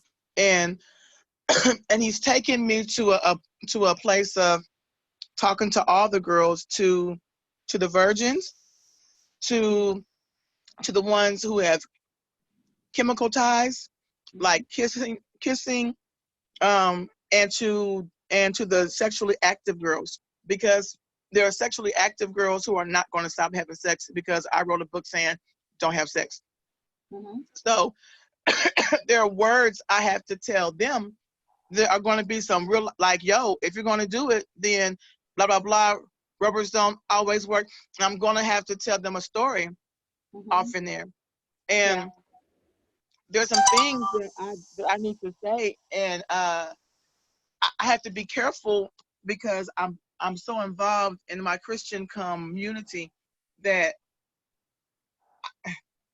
the ones who are real life, they're going to get it. But it's going to be some that might not, and they're going to say, I thought she was a Christian. How is she writing about this? I'm not cursing or anything crazy. I'm like, yo, it's stuff that's going to happen. And because I remember when in my 20s, I was sexually active, and I didn't have a person to say to don't be a virgin. If you have a boyfriend, you have sex, or it's okay to date and to kiss. You really shouldn't date well, unless you have a mission. Like I used to date just to date, and sometimes that could lead to things that it shouldn't have. And he was just something to do. He was the STD. So it's some things that I know I've got to talk about that maybe I'm trying to piece it. I'm trying to be, because I was that people pleaser, trying to please everyone. And that's going to be in my 3 minutes too. Such a people pleaser, trying to please everyone. That's not going to work. So maybe my blockage, because it's funny how I can go to work, even though I'm coughing, I'm still there. But then I come home, it's like, gosh, I got to go to bed. And I'll wake up and I'll do it. And then I don't do it. So maybe you are absolutely right. It's things I know I got to write about because I made this choice. I can talk to them in like real life, but to write it in a book that I know there's going to be people that's going to be judging me. I've been judged my whole life, so it's nothing new, right? But to know that there's people that's going to be judging me, and I'm going to have to stand behind what I say. Mm-hmm. So I think you're right. So I said all that to say I think you're right. And I noticed how you said that a little, like, did everybody else notice how she communicated that differently than when she started? Yeah. What did I do? You were Well, a lot more powerful. You were clear. You weren't hoarse. You weren't coughing. Like, yeah, you had a couple, whatever, but you were strong in that. Yeah. I didn't even notice that. Yay, Rhonda! Woo! Hey, Rhonda, you are heart dumping. That's Well, a heart dump. Something Did. something that I do really well, and my husband knows this too, is I pull hearts. I know how to pull your heartstrings.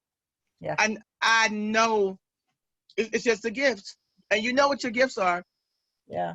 I know how to pull heartstrings on anybody. God has given me this gift of, if you put me in a room with an atheist or a person that's just awful, by the time we leave, we're going to be hugging and playing top five back and forth.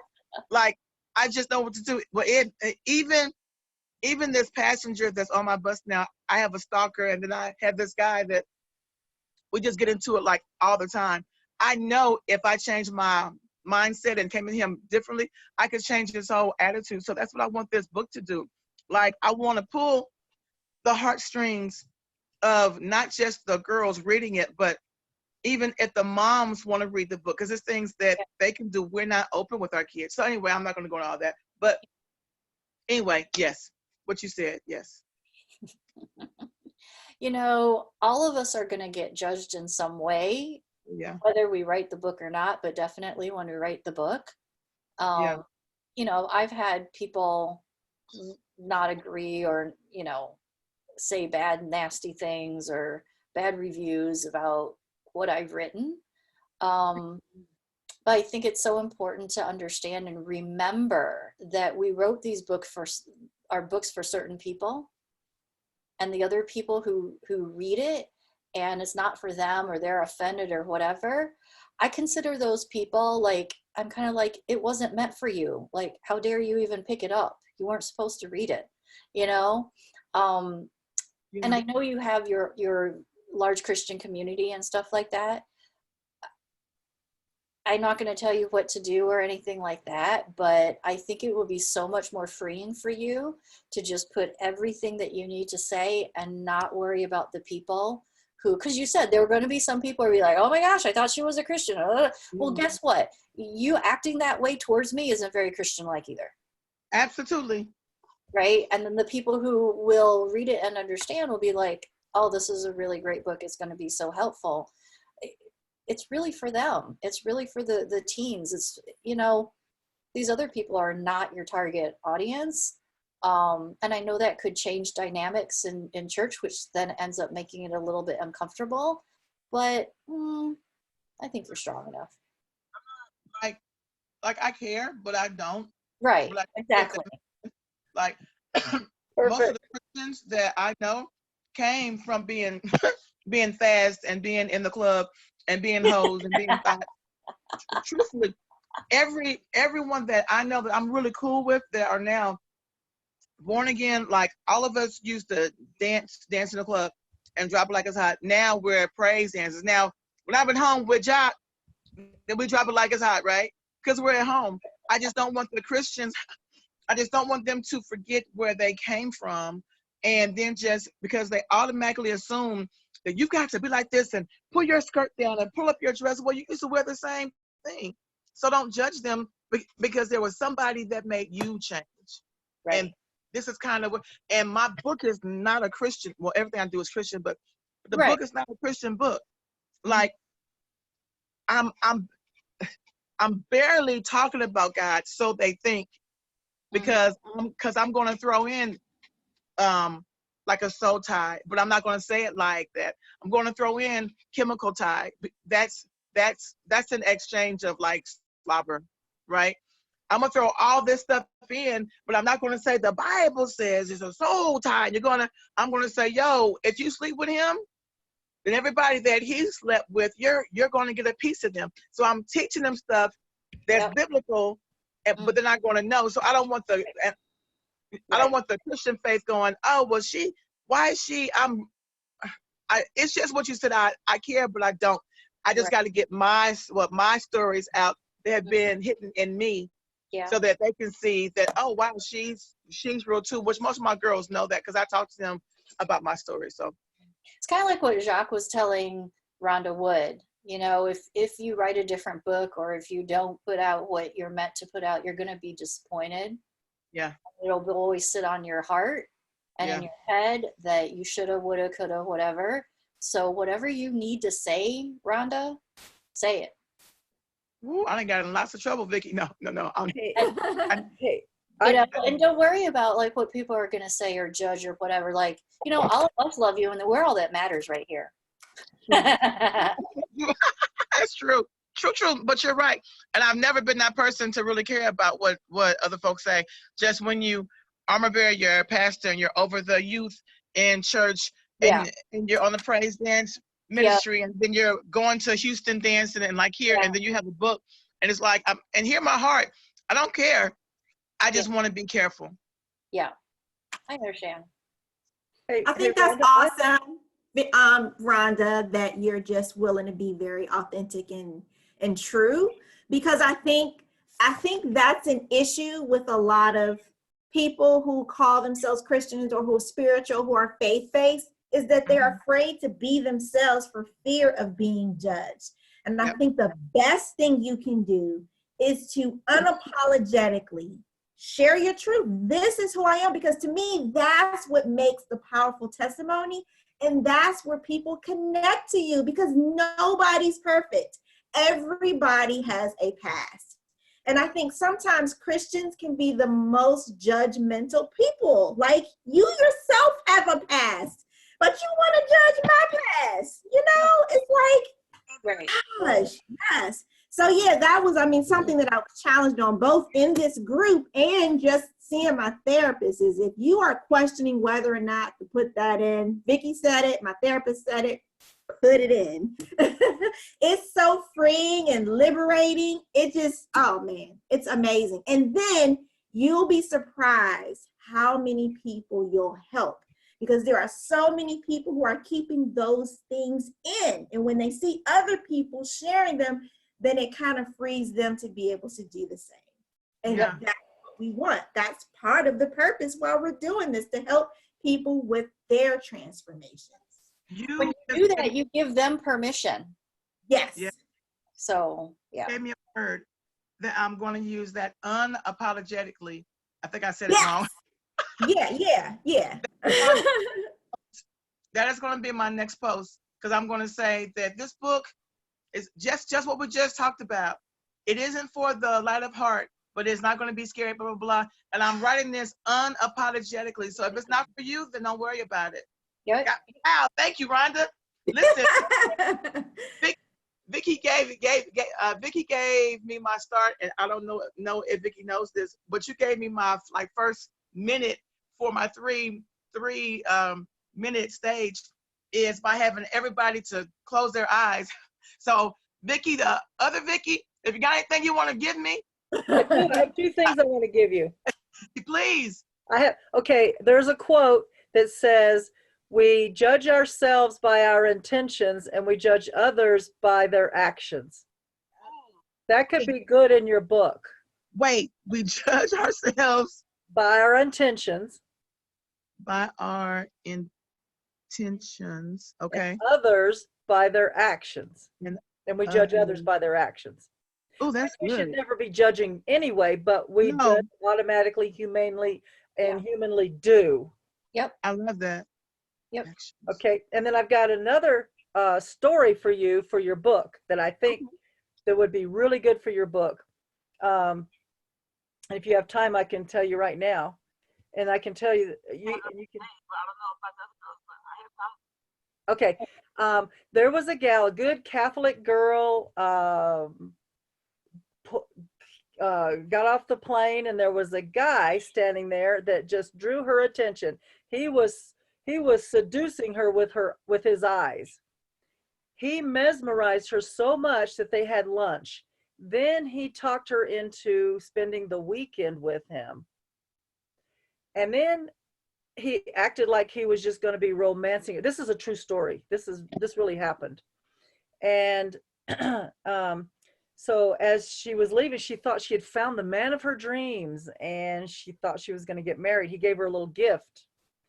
And he says, now you promise, don't open this until you get with your family when you get home. Uh-oh. And she gets on the plane, and the curiosity gets the best of her.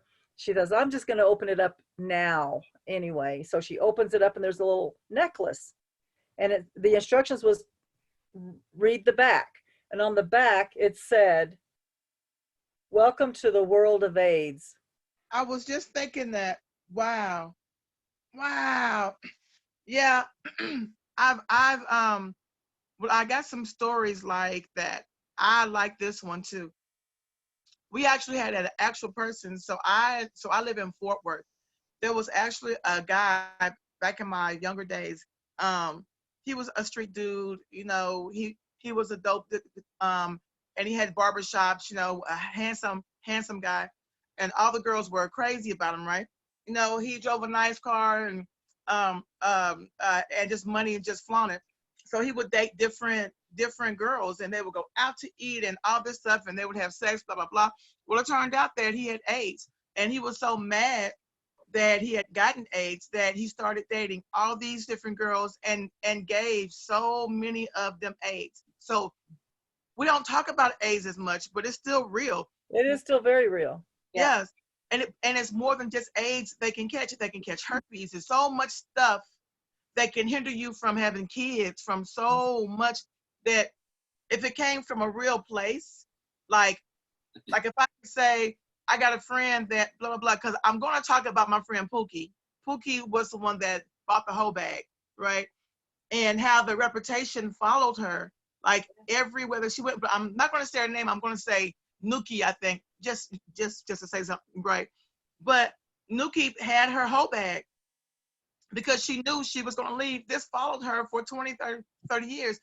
But out of that, I also want them to know that even in your past, if you've done awful things, that you don't have to hold that against you. You can still start fresh. Even though this followed her, she still got married to a you know, awesome dude and lived her life. Right. Yeah. So thank you for your story. Yeah. Yeah, you're welcome. Thank you for the quote too. I love that. I'm using that. Yes. In Awesome. my Facebook post, I think I'm using that. Hey, I just thought of another one. If you have Group outing for everybody. okay, it's I saw this on the back of a car. I was sitting at a red light. It said, "Don't judge." Okay, let's see. Don't judge your sins differently than you do my sins. Something to that effect. You could probably play with that. Don't judge. There's one that says, you sin differently than I do, or I sin differently than you. Basically, both sin, but it's just different. Yeah. Yeah. Don't judge my sins differently than you would judge your own sins, or something like that. Yeah. And lots of people do that. Lots of people in the church, Yeah. they do that, and they never understand why why I'm so cool with the kids, because I don't judge them. I don't, from the millennials, because that used to be me. And even if that wasn't me, you know, your frontal lobe with that cortex is not fully developed like until you're 25. and you're easy to dare, and you'll try something once. That's how I was. I didn't care. I would try it. I'd jump off a roof just to try it. Now it's like if I jump off a roof, I might break my ankle and I miss work. But but when you're 20, it's like, woo, I'm gonna jump and then we're gonna go party, woo.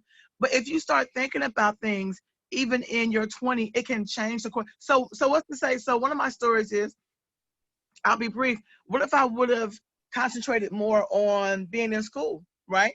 My parents didn't really push it. Like I went to a junior college, right? And I was dancing and going on tour, and I thought that was going to be my life. So I didn't really care about it, right? So then the older I got, I'm like, okay, I got to get a real job here because I'm not dancing as much. I'm choreographing stuff, but it's not enough to pay rent and pay bills, blah, blah. So then I started driving a bus. So I drove a school bus for 5 years, and then I drove I'm driving a city bus now for 20 years. That's 25 years of my life of doing. Now, I've had other jobs with that. I've done amazing things. I've been to the Soul Train Awards. Like, I've done stuff that folks will probably never do in their life while driving this bus. But what if my goal intent was to get my goals done at a young age, and I could be writing a book now from my South Lake, that's a real nice part of town, from my South Lake home, and already where I needed to be. But then I do know that I had to go through what I went through so I could write a book like this, so that girls can know, don't waste your life. Don't and not like my life was wasted, because I've helped a lot of people along the way.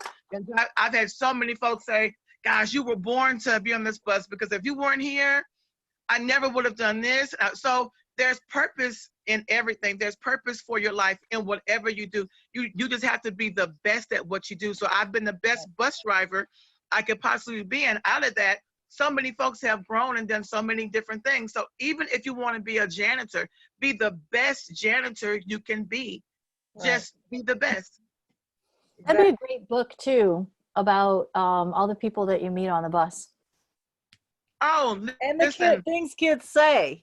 Yeah, yeah. Y'all, I have actually thought about that. I was going to have a bus driver chronicles, like that's a good one. Like if I could videotape, y'all would be Call amazed. it the Wheels on the Bus.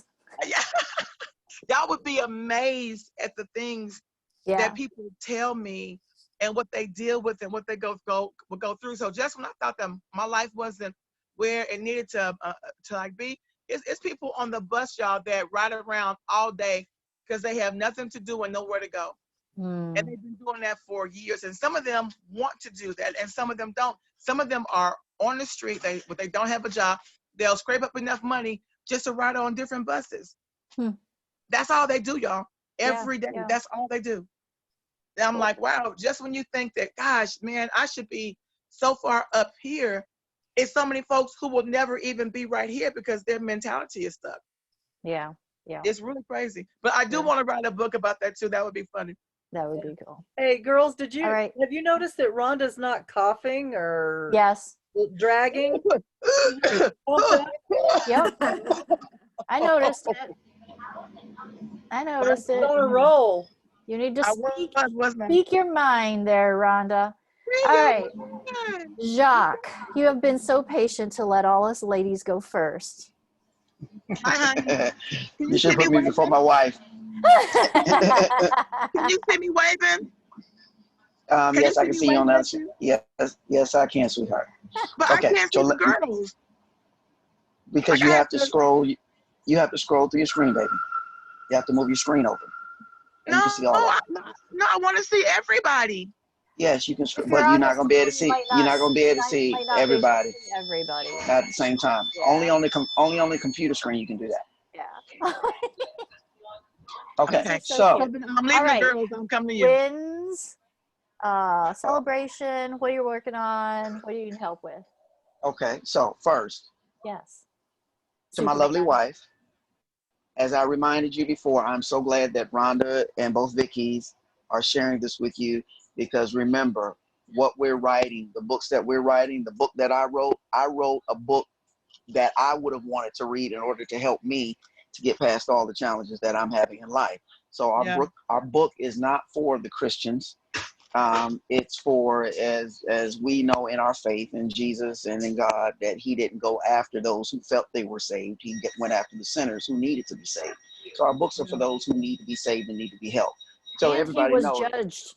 He was Right. judged a lot. He was Oh, judged yeah. a lot, but look what he did for our lives, and look how many people came to him.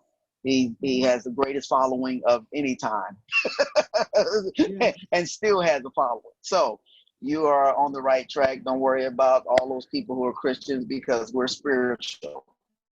Rhonda Wood, you are so phenomenal. Please do not give up on your journey of what it is that you're doing. If you have to do a second series of your book because you feel like you have to put it in 2 books, then do that. Vickie, you are so wonderful. Thank you for that breathing exercise, because it helped me, and because I go through that mind-boggling of being so overwhelmed sometimes. And I keep saying, maybe I need to take yoga or something in order to learn how to control my breathing. So that was a major help for me today, to know how I can settle myself down when I need it. Good. My loving coach, Vickie, don't run away from your belly dancing, because you are doing the doggone thing. So again, you are doing it with your own flair and your own style. You teach us not to pattern ourselves after anybody else. So don't pattern yourself after everybody else. Get your skill just to get the basics down, and then turn it into you. The Vickie belly dancing show. So Thank you. okay, now Oh, we can't hear you. boom is coming together so well that I had a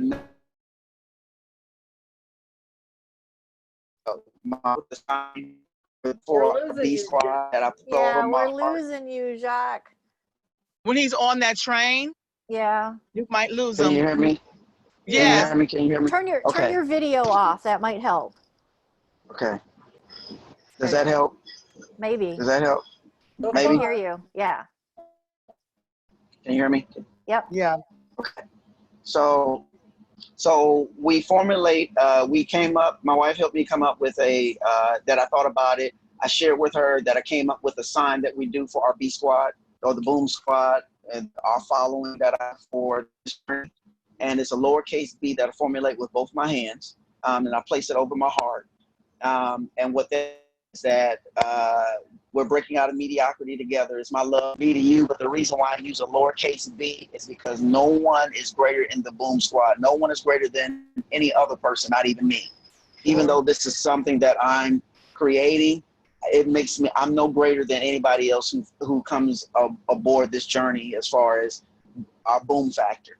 Boom factor, once again, boom means breaking out of mediocrity, but the flip side to that was breaking out of mediocrity and becoming our own mission, masters, motivation, ministry, miracle, message, whatever it is. So it's not only are we breaking out of mediocrity, but we're becoming something with it. So you have 2 forms of boom: breaking out of the mediocrity and then becoming our own, whatever that M word is for you. So that was my victory, and I'm so doggone freaking excited about where this is going.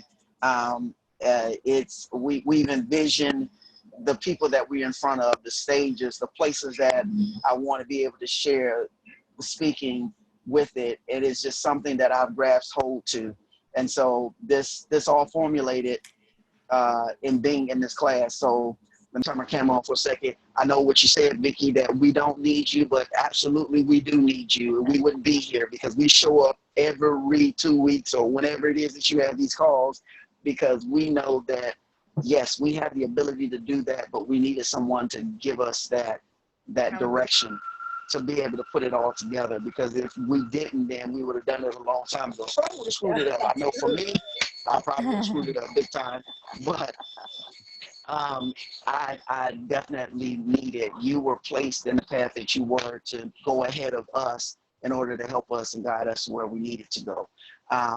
Challenges of what I'm having, again, is just getting organized, being able to put together everything in proper order, and then to get out of my own way, basically. It's just, still, I'm doing better with the procrastination thing. but I'm still being challenged with that sometimes. So that's my biggest challenge for me. Vickie helped me with a breathing exercise that helped me to settle down. So you know, I was having that challenge, but now I don't feel like I am having it. Hey. And also, I guess just meeting my deadline. I guess my biggest thing is what I need help is just accountability. It's just to stay not only accountable to myself, but for my family and this core family right here to keep me accountable so I can stay on track. And that's it for me. Amazing, Jacques. I love hearing all the breakthroughs and all the things that you're doing. So is the book gonna then, the front cover, is it gonna be lowercase b OOM? No, because it's still entitled Boom Factor, but Okay. the lowercase b is just something we wanted to be able to, when we're out, like with Lisa, she has the, you know, we all have the beads. The bracelets, yep. Right, the bracelets that you know that you're part of, you know, Lisa's tribe. To know a part of the Boom Squad, of course, we're gonna have shirts and everything else. But if you don't have a shirt, if you do that lowercase b over your heart, we know that you're a part of the B Squad, the Boom Squad. You know, That's Boom cool. Squad worldwide, Boom Squad for life. Yeah. That's cool. the 4 life Awesome. part. That's the 4, and then that's the life. For life. Mm-hmm. For life. So, but the 4 has got to be here, and then that's the L. So it's all in one. So it's 4 life. It's all right there. Yep, got it. And then the B Squad, you know, he makes this B, so it's already the 4 life, and you turn it, so that's the 4 life, and that's the B. So it's the Boom Squad 4 life, and it's over your heart. That's cool. Very, very cool. Good job, guys. I love having those little signature things because it really makes people, like you said, it's a community, right? And then also it makes it very unique to you.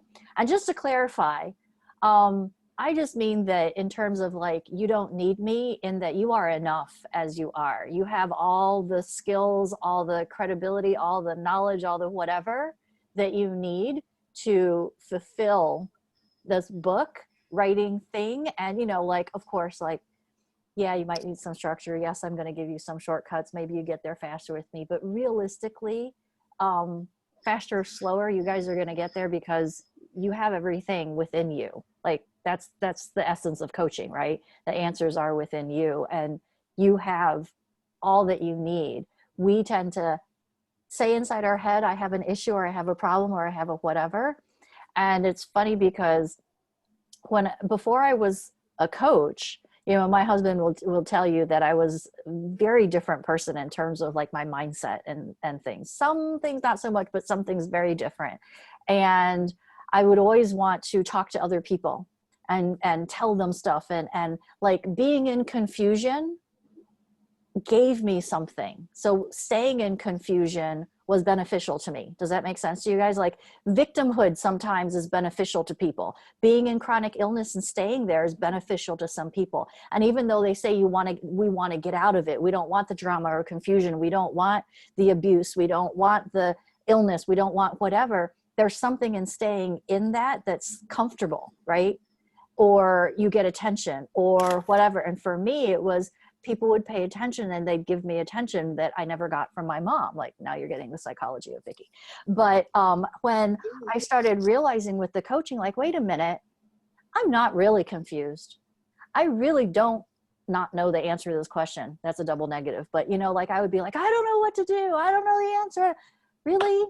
And I'd sit there and go, that's a bunch of crap, you actually do. And when I started doing that to myself, I realized I didn't need to go through all the shenanigans. I'm just going to call it shenanigans, right? In life, that things became so much more simple. We tend to, I don't know if it's attract, create whatever it is, drama in the areas of our life where we feel like that's where we want the attention. And we don't always need that. And it's funny because I have coach friends, they're like, I'm not available for you to be this way. I'm like, but wait, you know, and they're like, Vickie, you know, and they'd coach me, whatever. I'm like, that's not what I want. I want you to like be here in my muckety muck and, you know, wallow in my shallowness and all that stuff. And then it all of a sudden just didn't become available to me anymore because of who I was hanging around, you know?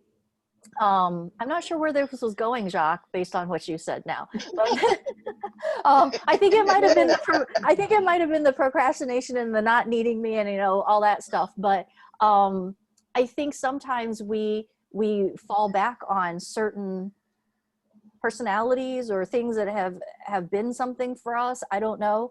And once we let it go, life just becomes so much easier. And Jacques came into this saying to me, because I said to him, what is the one thing that's going to keep you from success in this thing, or something to that effect, I asked. And sad for Jacques, he told me procrastination. So that's why I've been so on him on this, because I was like, Jacques, we can't have that happen here. That's not going to work. You're not going to end up being a very good case study for me if you don't finish your book. You know? So I love that you're taking this action, Jacques, and I love how much you lift everybody else up. Thank you so much for all the kind words, and always, like, it's so nice having a guy here, isn't it? It's just a different way of communicating and a different perspective on things that we get. So thank you for being open and honest with us and all that stuff too. And I love seeing how far you've gotten with your book, Jacques. I'm so glad that it's like the cover, the things that you guys are doing to make it so unique, the things that you see in the future, you know, like how this is going to help you with your speaking and all that. Just keep tying that together and how you want to build things. A good friend of mine this weekend said to me, how is it that you want your life to turn out? Like, what is that? And that's how business should be run. So many gurus tell you have to do this, you have to do that, you have to, like, I'm telling you guys, I have so much content in Impact now, it's ridiculous, because there are gurus out there who just teach on how to do 3-day challenges, just teach on how to do telesummits, just teach on how to do a webinar or a class or a training, just teach on how to do the stage story, just teach on, you know, a book funnel or a funnel in general. And with all of those things, you guys get to choose, and you'll see at the top of each of the, like, month 5 to 6 and 7 to 8, it says, this is not for you to do every last thing that's in here. This is for you to be able to choose, and choose the way that fits your lifestyle and fits how you want to do business. When I started out, my coach said, absolutely not. You can't do a group program. No, you're not going to do that. You have to do one-on-one coaching. And I truly do still believe that one-on-one coaching taught me so much. And I do truly believe that when you start out, that's how you make your money, because you don't have enough of an audience. You need that high ticket one-on-one in order to sustain yourself long enough so that you can have the income to create the group program and the knowledge from that one-on-one to create the group program. So then you can leverage your time. And then maybe at some point you'll create something more passive. And that actually is the next step in my business, is getting to a more passive income product where I don't have to be involved at all. And I can make a whole bunch of money because I got a lot of people following me now. And then that's just going to spider out. All that to say, you get to pick. You get to pick which way fits your life, fits that end goal. So like if Jacques and Rhonda are saying, hey, you know what? My end goal is I really want to leverage my money through speaking, then it may not make sense for you guys to put together a 3-day challenge. You know, it might not make sense for you guys to host telesummit. A book funnel is usually probably good, so you know, that's always a good thing. But like, you have to go in there and pick the things that apply to you so that you can create the bigger lifestyle that you want. Don't, and I'm saying this from experience, don't make the mistake of following a guru just because they told you, or an expert who just said, do this because this is how I did it.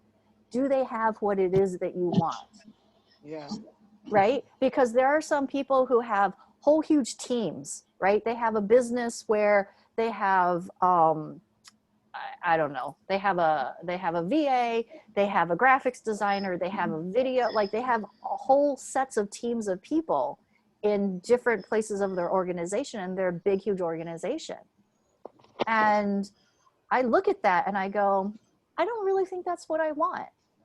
And that's okay for you not to want what they have. Just because they're an expert or guru doesn't mean that your life has to look like theirs. So all of this to say, choose how you want it to end up. If you want something that's passive income, that you get more time freedom, that you get to go travel the world or whatever, then whatever you're doing, aim it towards that. If you want to have a big corporation where you hire a bunch of people and then outsource to each of those like different things, and you've got a whole smorgasbord of offers, and that's what makes you happy, and that's what the end goal looks like for you, then do that.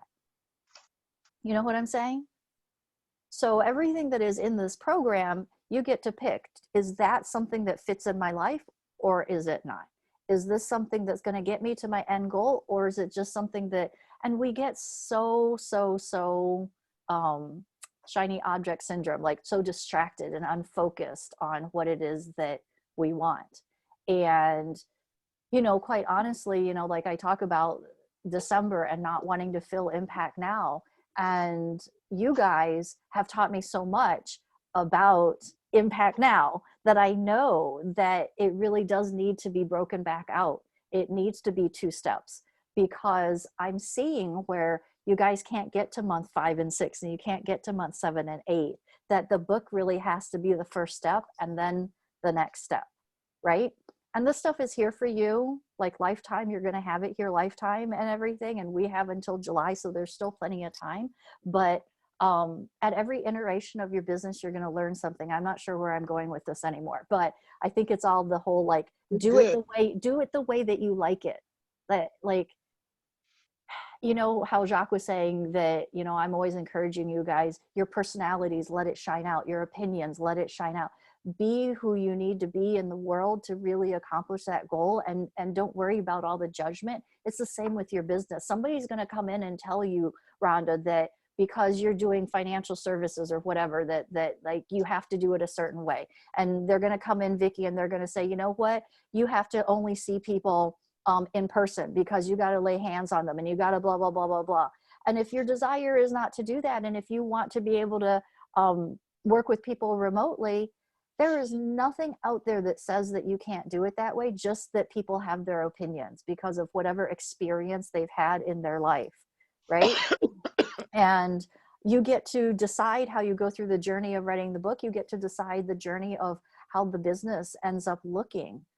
If you're the person who is like, you know what, I want to, like Jacques was saying, right? I want to go around the world and get paid big bucks for speaking, then that probably needs to be a higher priority than putting together some group program.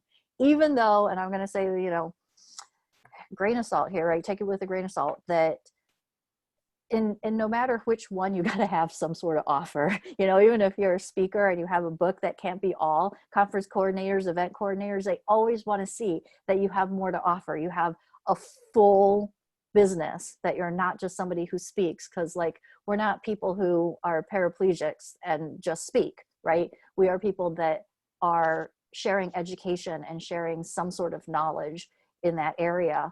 And they want to see that you are a full business and not just a part of it. Does that make sense? Mm-hmm. All right, cool. So any last questions, Jacques? What did you say you needed help with at the end? Was it your procrastination? Just being accountable. Okay, so, you know, the group is always a great place to get accountability. And a great place to be like, hey, I'm struggling with this, or I need a kick in the pants, or I'm not feeling really motivated for. And I know a lot of people have not been posting those types of things, but it's totally open for you guys to do that, to say, hey, this is what I need. Like, you know, when Rhonda said, I think I might need to write a different book, my response was, uh-oh, like what happened? So that, you know, in between our calls, we can still support you. It's not just you only get support on the calls, right?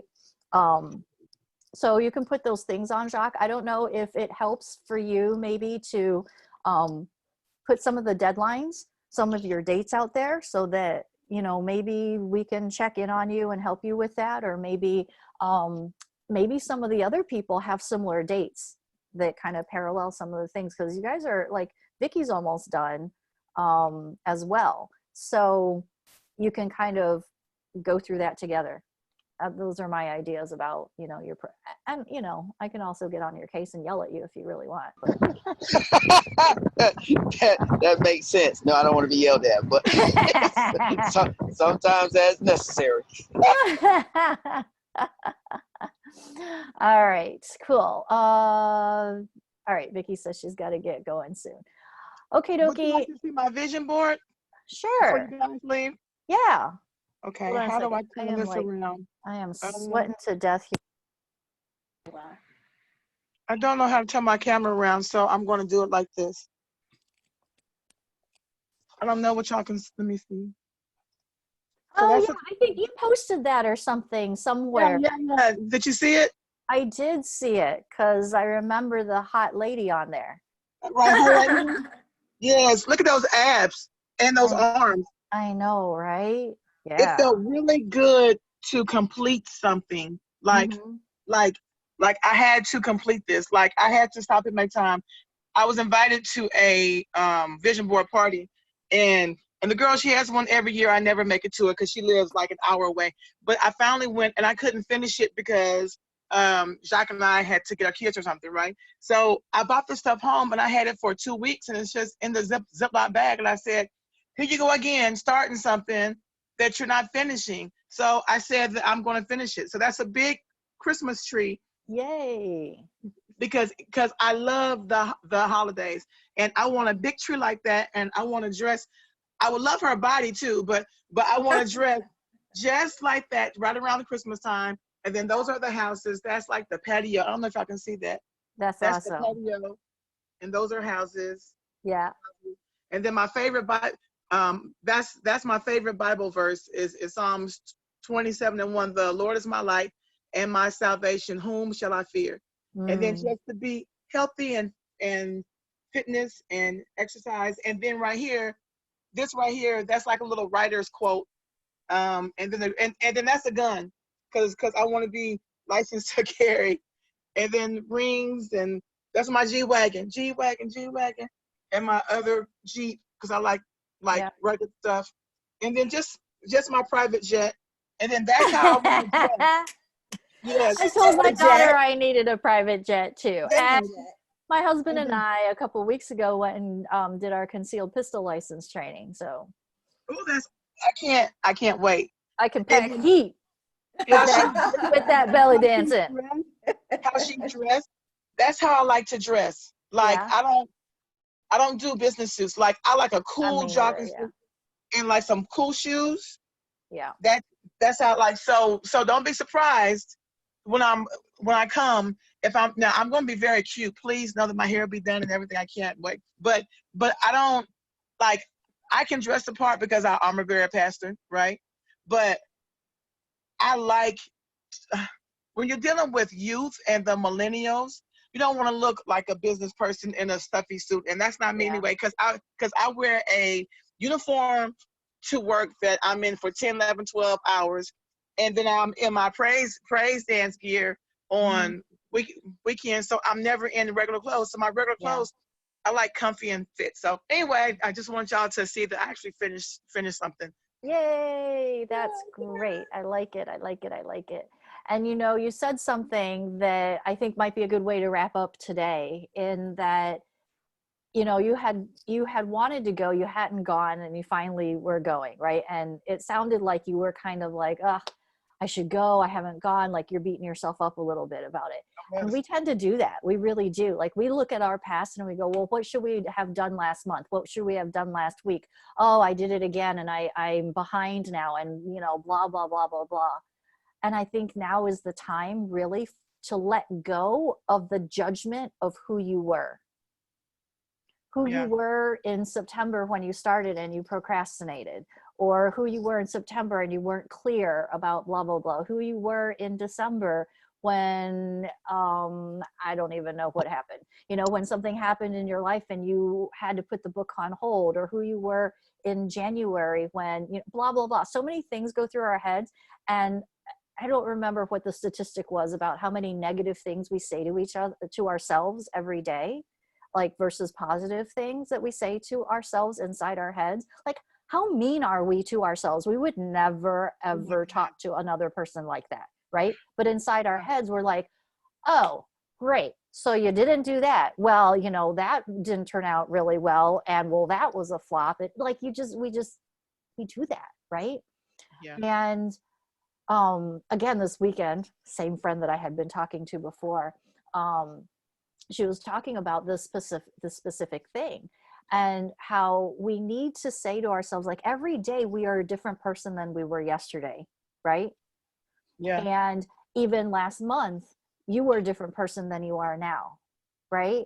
And what Jacques figured out in this last, you know, between these last 2 weeks, that he didn't have that figured out before, that he was a different person in November than he is now, right? Yeah. And yet we go back and we look and we go, well, I didn't like that person in November, and that person in November procrastinated, and that person in November did this, and the person, and there's a point where you need to look at it and just go, you know what?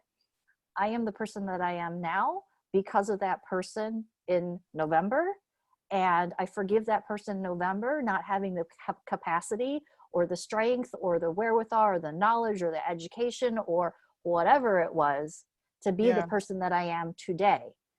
Because today I'm setting boundaries, because today I'm stopping being a people pleaser, because today I'm gonna, you know, whatever it is, not live in anxiety. Today I've learned through Vickie, who just left, how to calm myself. But I didn't know how to do that a month ago. I didn't even know how to do that yesterday. So now I need to forgive the person who didn't even have the capacity to know how to settle down my anxiety, my stress, my frustration, my depression, my whatever it was.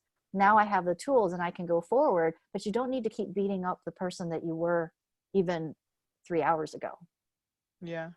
So let go of that judgment, because we've been talking a lot about judgment today, right? Let go of the judgment that you have on yourself about where you are now, regardless if you're behind, ahead, whatever it is that you are in the journey.